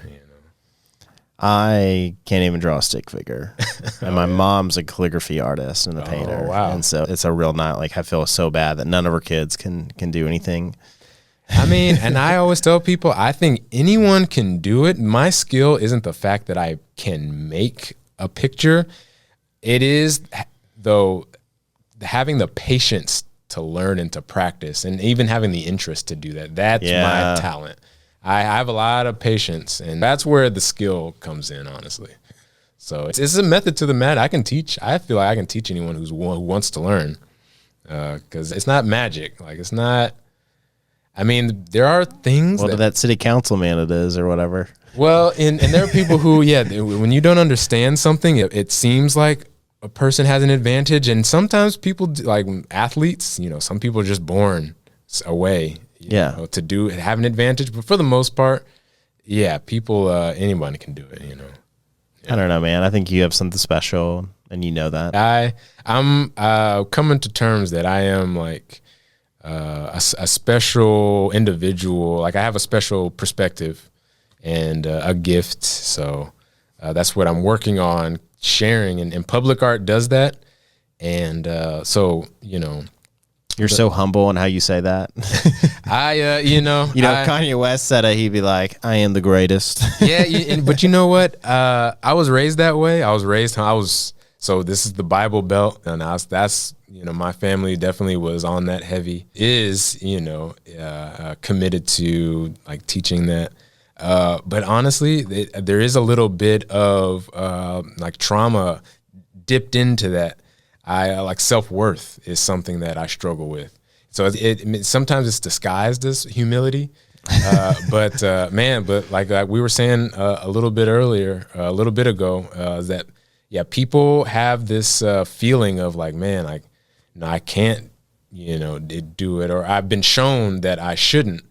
And it affects the mentality. Like it really does. And when you see it materialize, like this experience that I'm going through with Panther Island, it's reinforcing a negative outlook on like myself and people who look like me, despite people not agreeing. It's like, oh, don't listen to this one guy. It's not true. The reality is presenting itself like, hey, if you want to have pride in yourself, you gonna have to fight for it. You see what I'm saying? You gonna have to. No one else I know that does murals of people who aren't black, they don't have to have meetings with city council members to have their, not to get it approved. I'm talking about just to justify it, like, or to just all the things that I've had to go through with this mural. It's just a different reality. You know what I'm saying? So, but yeah, and it's all about, it's a different reality because of one person. And that's all it took. He's in the minority. That's very optimistic. It got approved by like 8 people. He was the one person who had an issue with it. But because he was the one person, the 1% in that position of power, that's all it took. Yeah. But again, it's like, that is the correct way to look at it. It's like, oh, here's like a fucking loser. Truthfully, because it's like, the truth is the vast majority of people don't care. The vast majority of people love it. The vast majority, but it's like, same thing. It's like, it's easy for me to, and for anybody to pay attention to the one person that's like, you suck at recording podcasts, you suck at interviewing people. Like, it's easy for me to like sit there and go, oh yeah, I do, I think that's just natural, like, human nature. It is, yeah. Negativity, I think about it just because I'm so visual, like a motorcycle, like a speed wobble. So like when negativity, it presents itself, disaster happens, the further out of sync you get. And the further you get out of sync, if positivity was you just smoothing, it's just more, you can't not look at it. You can't avoid. Now think about it this way. How do you fix a speed wobble? Okay, I've never had this happen. I'm a guest. You lean into. You slow down. Okay. Like, because when you slow down, everything straightens up again. And so I think if we're using the speed wobble example, we're saying, okay, I'm going awesome. The negativity hits and puts me off guard. Just slow down a little bit. Like, just regain your bearings and go right back at it. And that's good. Interesting you said that, because that's where I'm at now. You asked if I finished the mural. I'm taking my time. I'm not rushing back into getting out there and doing something that is gonna, continue the damage or continue the chaos, that's out there. So no, that's good advice, to slow down. Yeah, and I mean, again, it's not slow down the whole time. It's just as a short, like, regain your slow down and then get back after it. But yeah, it's interesting because I struggle with, like, I'm a devout Christian, and so it's like, if you look at Jesus, like, Jesus emptied himself, and so the whole message of the Bible is like, is that you're nothing, and to wear your cross daily, and that, like, like, your life exists to sacrifice. It's like, it's just very counterculture. Sure. And so it's this weird, I'm always struggling with, like, all right, how do I love what I do, be the best at what I do, be confident in what I do, share that I'm confident in what I do, and at the same time say, I'm all of this because of my creator. And not just because I think I'm awesome. Yeah. And it is true that depending on the religious family you grew up in, or type of religion you grew up in, it's like that people just remain in that, like, oh, I'm nothing. And it's like, to me, the Bible says to me is like, man, you are nothing, and that's why I died on a cross for you, so you could become something. And so, I don't know, these childhood narratives control everything, though, and that's what's very interesting. I mean, the things that happened to me as a kid, I still have flashbacks to as an adult walking into a meeting, and that's crazy. Yeah, that's part of human nature. Trauma presents itself that way, and a lot of people talk about generational trauma having that same effect. Something happening to your parents or your grandparents, and how that has genetically caused you to be, more apprehensive in a certain situation, have a flight or flight. Yeah, I've heard a lot about that. I haven't done any research on it. Okay, you should. There actually are some peer-reviewed studies on how trauma from a parent can affect the child, and in the way that the child will respond to a stimuli being the exact same way that the parent did, but having never been introduced to that original. So crazy, man. Yeah, man, it's some stuff out here. Yeah, because I always say like my biggest advantage was that I was dumb. Like that's my biggest life advantage. Okay. Because being dumb allowed me to not look at data and facts. So if everything in front of me told me I was going to be a loser, I wasn't smart enough to figure that out. So I just kept going. So if everything told me that like there's 100% chance that whatever business I start fails, I was just like, whatever, here I go. And so like that, like being dumb just helped me like, and then like next thing you know, it's like, oh, my thousands of hours of work has paid off into something. Yeah. So, and that's how I look at it. So my dad did anything possible to make sure I wasn't an entrepreneur. Oh, really? I wouldn't say anything possible, but he's very, and it's because, my grandfather believed in working the same job for 40 years.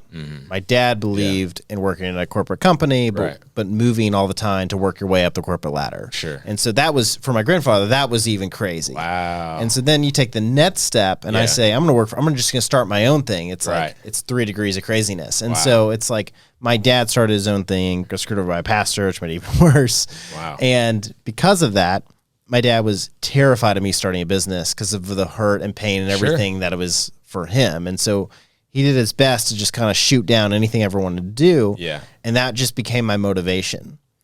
Okay. And so to where it's like, I don't like when people encourage me. Yeah, I feel weird about that too sometimes. It's like, I need people not to believe in me. Okay, sure. I need, and like, so that's part of like this guy on LinkedIn that I was talking about. Like, my next move is to post our conversation publicly because I need him to hate me.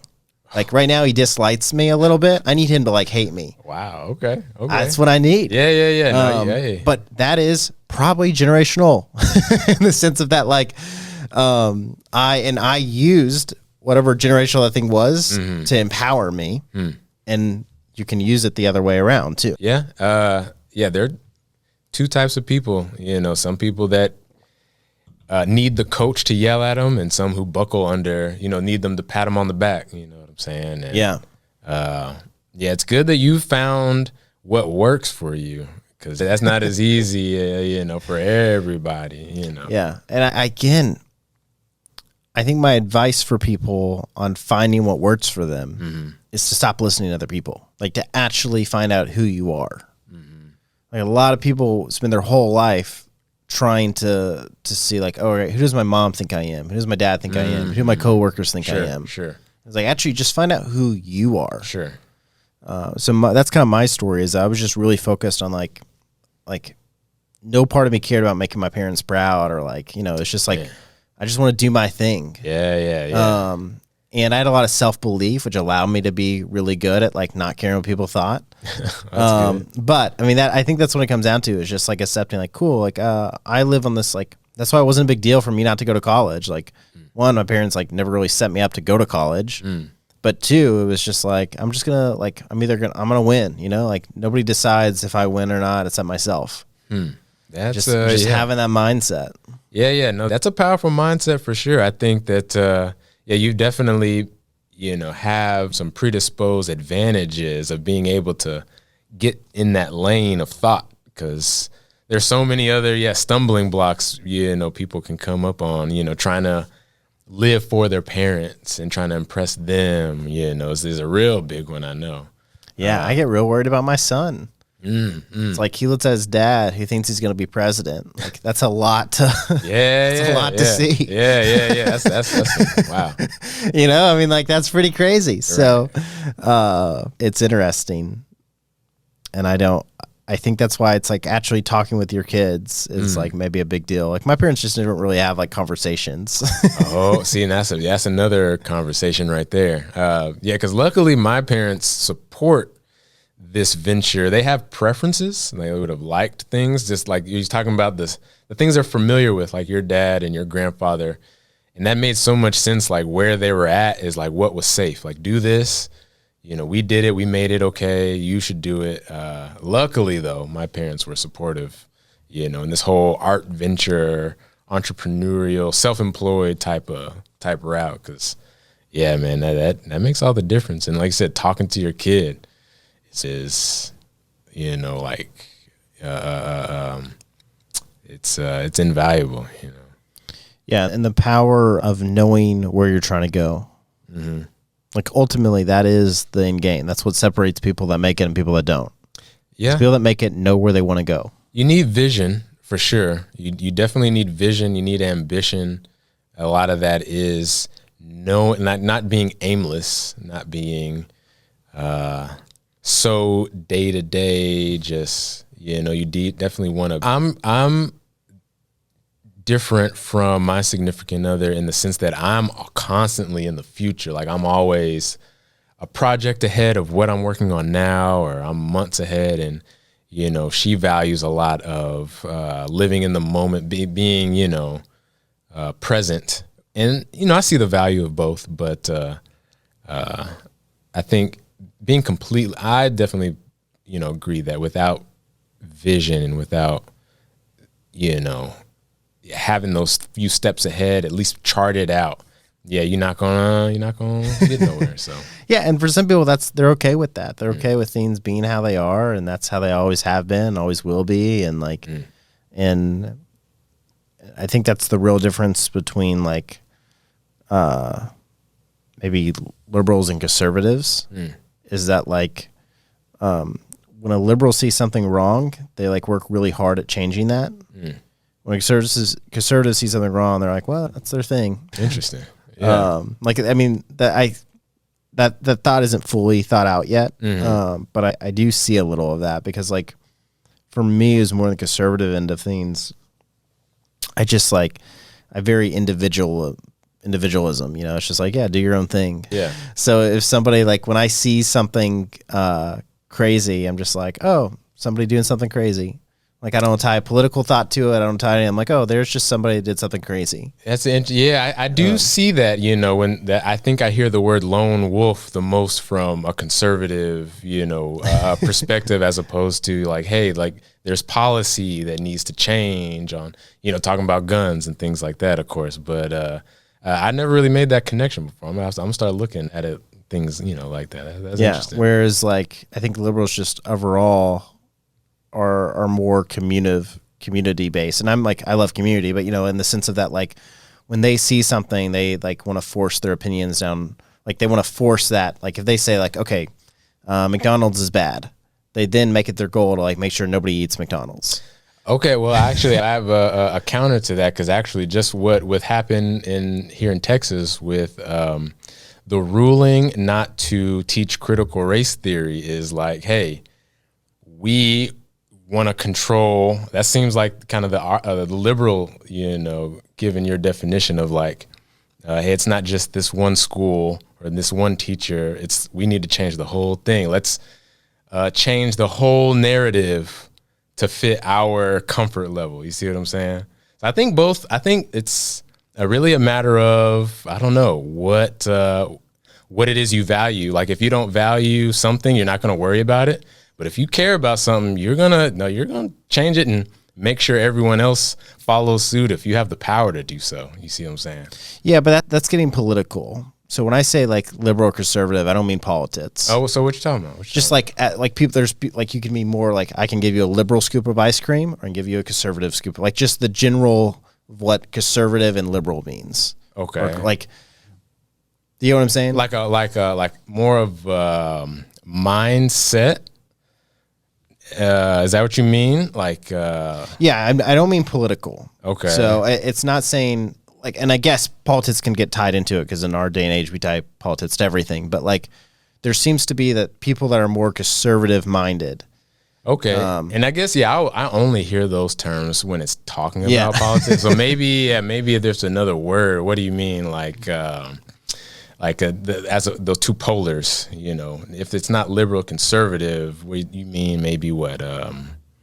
Well, you could just say like community based and lone wolf based. Okay, you know, okay, as you were using as an example. Sure, interesting. And you could say that maybe more lone wolf people tend to be more conservative, and you could say the more community based people tend to be more liberal. You could make those. You could tie those together. I think But I'm only talking about like the actual individualism as like it's interesting how people that are more lone wolf just kind of stay in their lane no matter what, and people that are more group mentality are more like trying to just they always want to do things. They feel a need to insert themselves into things. Okay. So I'm assuming you are. Well, let me ask: do you think that one is better than the other? No. Okay. I mean, it takes all types of people for this world to work, and I really understand that. Where I get in trouble, and I would say that a lot of conservatives in general get in trouble, is that like we pretty much just don't care about anything other than like, and then finally something comes along, like things get crazier and crazier, and they're like, all right, this is too far, and we step in. Okay. And then everybody goes, why didn't you step in earlier? And it's like, well, I didn't really care. You just got to force me here. Wow. Yeah. Okay. And so you could do that with like sets, like for thousands of years, except for you look at countries that have fallen, it's all when they start to get obsessed with gender and sets. Like, so if you look at like the Romans, or you look at like previous generations, like when they start to become obsessed with that kind of thing, interesting. Okay. They start to fail every time. So that's what's so scary about America becoming obsessed with pronouns and things like that. Wow. And this is not a Democrat or a liberal. This is just like a factual. You can look it up. Like when they become obsessed with, and so when my neighbor, who's a guy, says, you know, you call me she and her, I'm like, okay, whatever. You know, like I don't care. Just do my thing. And then 5 years later, he or she, I guess she, you know, wants like XYZ, like it just keeps going. And eventually I step in like, all right, there's a limit to this. I'm shutting this down. Right. Okay. And so that's like an example of, I think where, like it takes all, like, I think people being creative, like I think it takes both sides to work together. Okay. And I think that what the media does is they pit both sides against each other. They pretend like they can't work together, and that there's nothing that, like, nothing's the same, and they promote all of these things in between them. Yeah. And then both sides refuse to compromise on things. And so like you'll see, like we can go like BLM, for example, because that's a great example of like what is true versus what is like the media narrative. Okay. Yeah. What you got? And so if we look at this, we say, okay, we have George Floyd, and then we've decided that we're going to make like everything about George Floyd. Okay. And so if you were to pick Breonna Taylor, all about it. Okay. Right. And it's like, so, but the typical like lone wolf kind of mindset was this, like, play stupid games, win stupid prizes, and that cop sucked, right? Just like whatever, like that guy was talking about Chauvin. Yeah. Okay. Yeah. You know, and it's just like move on, right? And so that's like one side of it, and one side is like defund all police, or, you know, like there's like these two. And so the media saw was like, okay, here's a perfect opportunity for us just to throw fire on this. And all that does is just make people on both sides think that they're opposite worlds apart. Yeah, that is the unfortunate symptom of media and the power it wields, you know, over a population. You know, we consume, you know, you say you didn't really consume TV. That's, you know, you're definitely a minority, you know, but that's an unfortunate symptom. I think that it unfortunately reflects the two extremes of, you know, ideologies. But to actually discuss the differences or to debate, you know, two different viewpoints, and I both sides being okay with that they could be wrong. That is, and both sides being okay with we disagree on this. You know, like that is really where things get so, like, the second you tell me that I'm not allowed to disagree with you, it's like, what? You know, like that's what's so, like that's like lone versus group. Like group feels the need to say like, you must agree with me. And solo, and keep in mind, like group mentality can be conservative people, right? But like wolf mentality just is like whatever. Yeah. When you mention facts, though, I think that's where people get hung up on, like, it can't be wrong if it's a fact. You know what I mean? So how do you feel about, when there's this implementation of this is a fact? How does a person agree to disagree in that? You know what I'm saying? So it's understanding that there is going to be facts of the case, and that there is a court of law, and there's going to be then like facts of public opinion, and that could have nothing to do with evidence. Right. So you're talking about provable, like things things that you can add up and okay. So a good example is you could say, like life is unfair, like to women, and you could point out all these data that points to that, right? Okay. And then I could go in here and just go, 95% of people in jail, men. 95% of people and 98% of people on death row, men. 98, blah blah blah, men. Here's all these, and so it's like, oh, it just got a little bit like, so both sides can be right, is what you'll find out a lot of things. So you can say like, oh, well, this women are, disadvantaged in this culture. And then you prove out all these things that men are disadvantaged to, of like rate of like what percentage of crimes are committed by men? Most. And most, and so it's like what percentage of people end up in jail? Men. What percentage of like, and so lose court cases to get their kids? Men. And like you could do all these and it's like, okay, cool. And so then you kind of just realize like it's just everything's kind of like an ebb and flow. Yeah. I often say, there two things can be true at the same time. So this is where the media says, okay, we're going to get people to believe that only their side is right and only their side is right, and it's going to create a war. So if you look at what happened with George Floyd, that's what happened, because essentially, I'll give the conservative viewpoint to it. Okay. Conservative viewpoint, and this varies great. I'm not speaking for all conservatives in the same way that like I'll give the lone wolf maybe viewpoint. I don't know. But from my perspective, when it first happened, I was like, all right, let's wait to see everything else that comes out. There's this one video, this doesn't look good, this looks wrong. Let's wait on other evidence and other things.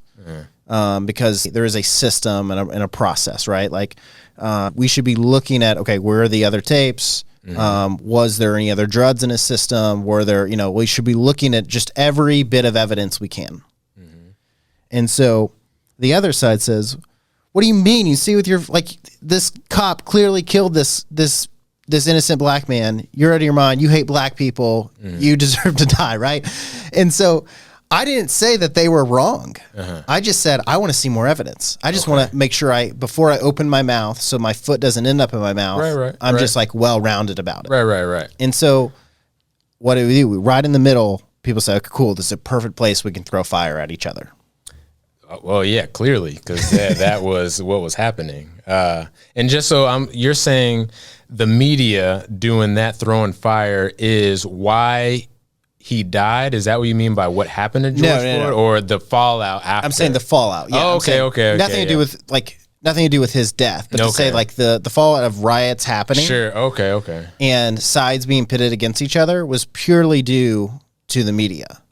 Yeah, they egged it on for sure. But if you were to go further than that, it really has to do with one side is very lone wolf, one side is very communal. And the communal side says, we have to stand up for our community. The lone wolf side says, no, we don't. And that's the ultimate point of That's a disagreement. Yeah, because I would say that the philosophy of things being isolated, I don't know if I get behind that all the time whenever it is presented, that way. I wouldn't say I'm also a person that says everyone has to think the way I think, you know what I'm saying? But that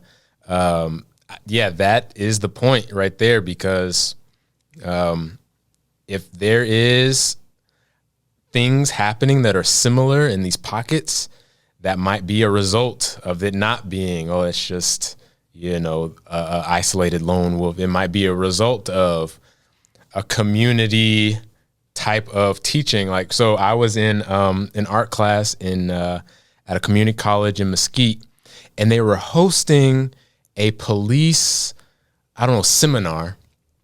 I pulled into the parking lot, and I saw police jurisdictions from cities I hadn't even heard of. There were at least 50, and they were holding something in the theater, and I was like, wow, this is interesting. This is right after Ferguson, so Mike Brown, so It was already getting a little, you know what I'm saying? And so I was like, all I wanted to do, and it was at my school, the theater was right next door, the door was open. I walk in, and I sit down, and I'm just listening. I'm just sitting there listening. I get a tap on my shoulder. I say, come here. He said, are you a police officer? I said, no. I said, what are you doing here? I was like, I just want to learn. I'm here to listen. He's like, no, you can't be here. So my experience of, one, they were isolating a civilian, and more than likely it's because I look the way I look, That's just my experience. That part is, I do look the way I look, and I did experience this thing. Let's not say that's the only reason, but that is what happened. And I talked to the lead guy, and I can't remember his name anymore, but he's a famous person that does this. He tours and teaches. His attitude was totally different from what people here were communicating to me, which is, this is our community. Like, you can't know what we know. And we're teaching things that may result in, look, if X, Y, and Z happens, sit on his neck. You see what I'm saying? And then that'll start happening in these random jurisdictions that'll pop up. And it'll seem, oh, that was just an isolate. Because the little scenario will be a little different here and there. But that's to give another perspective on if things are isolated or not. I don't know if that's always, a way to go about it in a conservative way of thinking. You see what I'm saying? Because, I was made very aware that. Yeah, and it's interesting because it's the same thing as both things can be right. Mm-hmm. Like, at the same things that, like, when a community gets around the wrong thing, bad things can happen. Mm-hmm. And when nothing happens and something's bad happening, bad things happen, right? Like, and so it's just always like life is a dichotomy. Mm. Two competing ends and people trying to find the middle. Yeah, for the most part, yeah. Yeah, there's some people who are committed to those other sides, though. Yeah, but for the most part, yeah, we're in the middle. So, with life being an economy, and again, that means that there's two competing ends. That means there's got to be extremists on each side. Mm-hmm. And then people in the middle. And so I just personally feel that the best way to actually know something is stuff like this. Oh, big time. Long form, face to face, hearing other people's perspectives, having a conversation, being open to being wrong, being open to being right, whatever the case is. And what I find fun is taking a clip out of this, posting it out of context, making a bunch of people mad, and be like, well, you did listen to the whole podcast, right? Knowing they haven't. Well, can you say that that's what media? No, and I'm saying, okay. And I'm saying that's what the media does. Yeah. Okay. Man, I mean, does that help or does that hurt? It hurts. And that's what we're dealing with, though. You think that's just like our culture right now? Just how that's just how it's got to be? We're in a TikTok age. People don't want to spend longer than like 60 seconds on something. Yeah. They want everything to be a simple answer. Right. Like my big thing with, I want to say this very carefully, and so this doesn't get cut and I don't get shot up immediately. Oh, man. But like my big thing with like the reason, whatever the cop's name was that got convicted, and George Floyd, what's his name? Derek Chauvin? Yeah. Okay. Like the reason that's like such a disgrace to our country, him getting convicted, is not because what he did wasn't wrong or anything like that. Mm-hmm. It's because they brought him up against charges that were impossible. Okay. So like one of the charges that he was like put up for was second-degree murder. Okay. And so second-degree murder, legally, you have to have an intent to commit a felony. Okay. Which would mean that he showed up to the gas station to rob it. And then carried shot in the process. The amount of time, though, the amount of time that it takes to make an intentful decision, I think that can be real short, though. You see what I'm saying? So it's not like you woke up in the morning. It can happen. But intent to commit a felony. He didn't show up there trying to commit a felony. Was the felony murder though? Is that what Yeah. So, murder would be second degree murder. So the second degree, that's what it's intent to commit a felony. Does that make sense? Because like first degree murder is like you just go murder somebody. Oh, so the felony, the second degree has to be separate from murder? Yeah. Is that what you're saying? And so it was like there were charges that were brought up against him that legally don't fit the book of like what it is. So like thing is, I have no charges being brought against him. And then you have like the jurors, for example. They were all local, and they released the name of every juror. Jurors shouldn't be local? So in a case that high profile, where if it goes the other way, there's going to be riots, it's pretty dangerous to have a local group that could be influenced by local politics. But if you release the name of every juror, which then people took those names and released the addresses of every juror. I didn't know they released. I know that they went through a long process of finding jurors because of that. Yeah. But I didn't know they released the name of every juror. And so essentially you can say it's a fair case. But no matter what your beliefs are, there's no way like if it was my own flesh and blood and I knew without a shadow of a doubt he was not guilty, I would totally vote guilty because my name's out there, my address is out there. And I know that, okay, the same group that burned down cities over this is going to burn down my house if I vote another way. Okay. And so I can say this and just clearly state that, like, hey, I'm not saying the conviction was wrong. I'm not saying anything other than this. I'm just saying that, like, hey, I believe the jurors were intimidated into making their decision. They did that before or after? Before, yeah. So before the jurors' names were released. Before the conviction. Yeah. And so you see that and you're like, so the problem is like when he gets out of prison in a year because of a mistrial and everybody goes crazy, it's like, guys, this is because it was set up this way from day one. Interesting. And so all of that is, it's not, you hear my voice and you know what I'm saying is, I'm not saying anything other than I think these people were intimidated because they felt scared that their houses would be burned down if they voted the other way. I mean, yeah. But what the media does, the media goes, Nathan Ruff says George Floyd conviction was wrong. Like, right. And that's what everybody goes off of. And then our TikTok generation takes this 20-second clip of me explaining this and puts it all over. And there goes somebody's publicity. Interesting. And so, well, and then I think to have evidence of like to combat that, should you, have to, do you feel like it's your responsibility to clarify that, you don't feel that George Floyd, or Derek Chauvin rather, shouldn't have been, found guilty in general, or do you think it's specifically? So I think that's a different conversation. Okay. And that's the thing of like, we have a real problem with the social media age and everybody wanting a black and white answer and wanting in 20 seconds. Right. Okay. Yeah. Oh, yeah. I mean, and so my thing to highlight is like, for every bit of information we post, we should have sources to, and we should be open to being wrong. Like if I could promote one thing, it'd promote like, it's okay to be wrong. It's okay that you promoted, like you believe something that wasn't true. It's okay that like, and it, it's also okay that you promote something that was true, right? But it's like, and that is what's really missing right now. And I love sitting with people like you because you're like a really cool guy, and you're sitting here and like, oh wow, that's interesting. I mean, yeah, that's just the nature of. I think artists in general, are very inquisitive. So, everyone has their own personality, of course. But no, I like to learn, and I like to.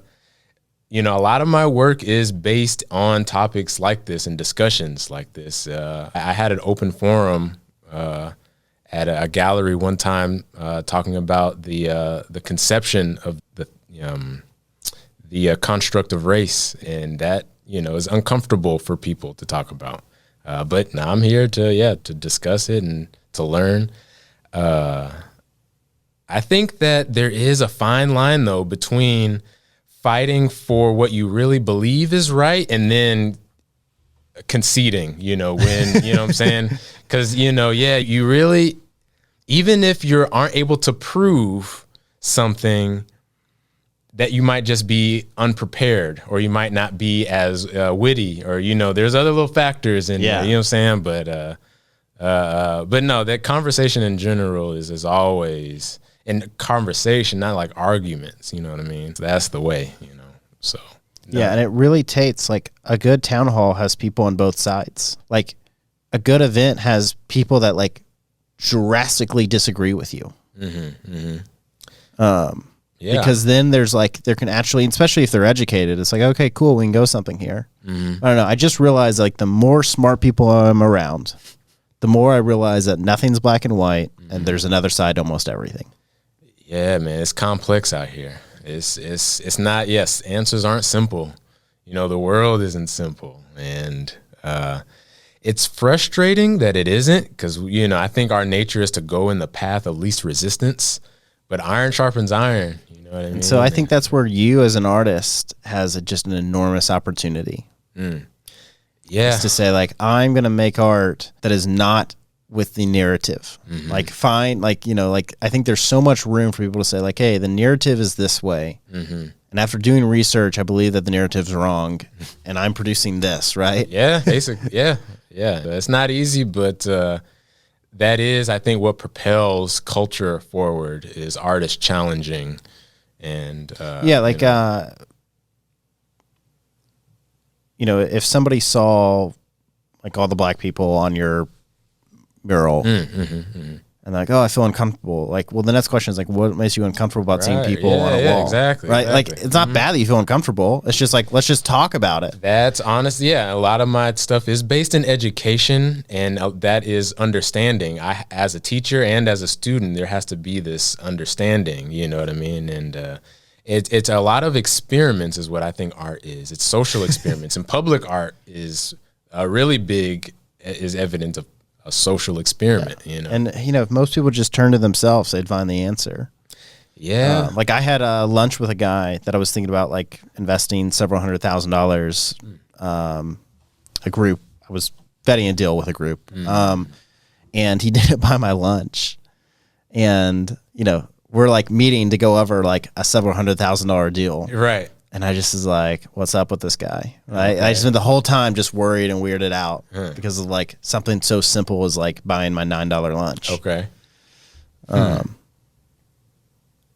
don't know what that has to do with anything other than there's things that are off, and it's good just to kind of wrestle with them and think, what does this? Do I feel off because my own insecurities? Do I feel off because that's something actually wrong? And that's what I've had to actually come to grips with, is whether or not to take things personal or to say, like, oh, that's a reflection of that person. Yeah. You know what I'm saying? Like, that's actually what's giving me a lot of comfort right now, is saying that if a person is giving me grief, like what this person has done, it's a reflection of him. Like, I didn't do anything wrong, like, to warrant that. But then, you just got to, reflect on that right there. Like, it could have been me, or that is him. So let's really, objectively try and pick it apart and see, what happened with that.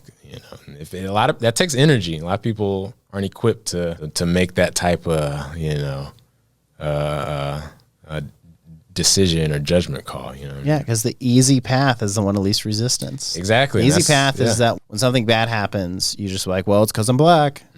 That is the quickest way. The easiest path. And sometimes it might be true and justified and everything else. Exactly. And I'm not saying it's not, but it is still the easiest path, because if you want to take the harder path is, all right, let me see, did I actually do something wrong here? Did I not present this in the right way? What is this guy's history? What is, is this just a reflection of them? Like, you're not looking for a solution. If that's where you leave it, you're not looking for a solution. And that is a very toxic mentality. I think that it shouldn't be negated as a reason, but it shouldn't, you can't just throw your hands up, say that is what it is, because you're kind of like placing blame outside of yourself. And it's like we just said, life is complicated. So there's a lot of factors that you got to, like, pull in and pull out, you know what I'm saying? And it's bigger than just that alone. Yeah, man. And people think you're attacking them when you attack some of their beliefs. Well, yeah, no, I've had that experience, like unrelated to race. Somebody said a long time ago that a show that I liked was dumb, and I took that personal. I was like, "Oh, you saying I'm dumb? I like that show. What you saying about me?" I really did get mad, and I was like, "Wait, that's kind of stupid." Yeah, because this is.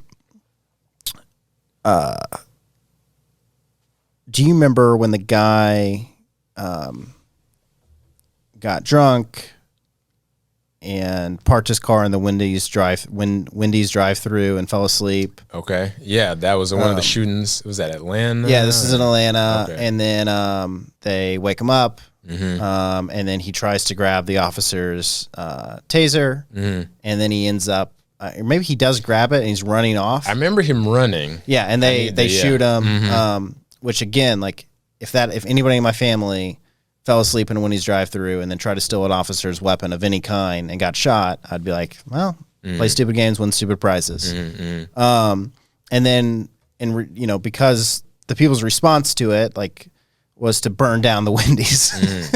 So you just see like huge flames as the Wendy's on fire. And I just remember thinking like, hey guys, like this isn't about race. This is just people that want to like commit violence and do like this. All this is. Yeah, I think, but nothing happens in a vacuum though. You know, and had it not been for the previous 10 cases, maybe this one wouldn't have been so abrasive. You see what I'm saying? Yeah. And have certain things overlooked. I think that it can't necessarily be. You can't throw the whole pie out. You know what I'm saying? Exactly. And so like I went around and I was like I remember somebody messed up my lunch. And I was like, I guess I should just burn down this restaurant. And so I was just like making a joke of it because I just thought it was so ridiculous that like this act happened and they blow down the Wendy's. I'm like, the Wendy's had nothing to do with it. The Wendy's was just a business that existed, right? And I remember my friend getting so upset because he was very into the whole movement of all of that. And I was like, nothing I'm saying is going against your movement. I just found something that I thought was ridiculous. I think the joke probably hit a nerve because it felt a little condescending, or like you were not being like you were dismissive of the emotional sort of tied to it's all. There's also symbolism tied into, these images that we're seeing. And I think the interpretation of that more than likely was you're equating your messed up lunch to a person's life. You see what I'm saying? Yeah. And because you're equating the responses to be the same.